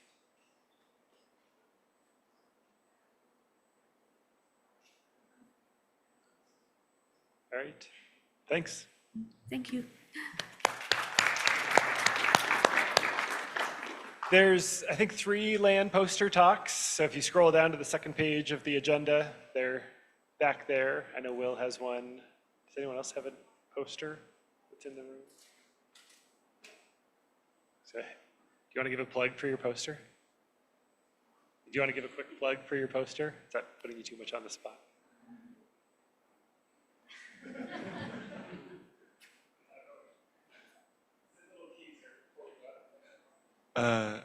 My poster is looking at crops and response function development to ozone. I think we heard a little bit about it, how ozone impacts crops. And so I'm trying to understand that interaction using a data set and modeling that in the community land model.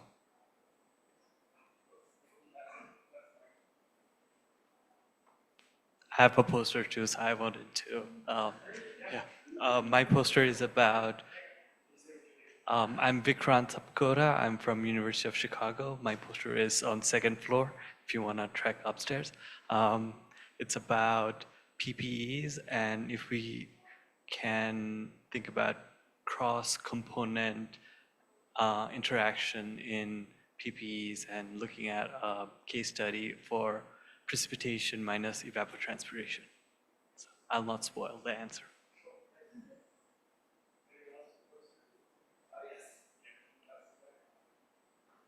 Hey, I'm Anthony Wong. I'm a postdoc at MIT, and I'll have a poster about developing a new hydrogen deposition scheme in CESM.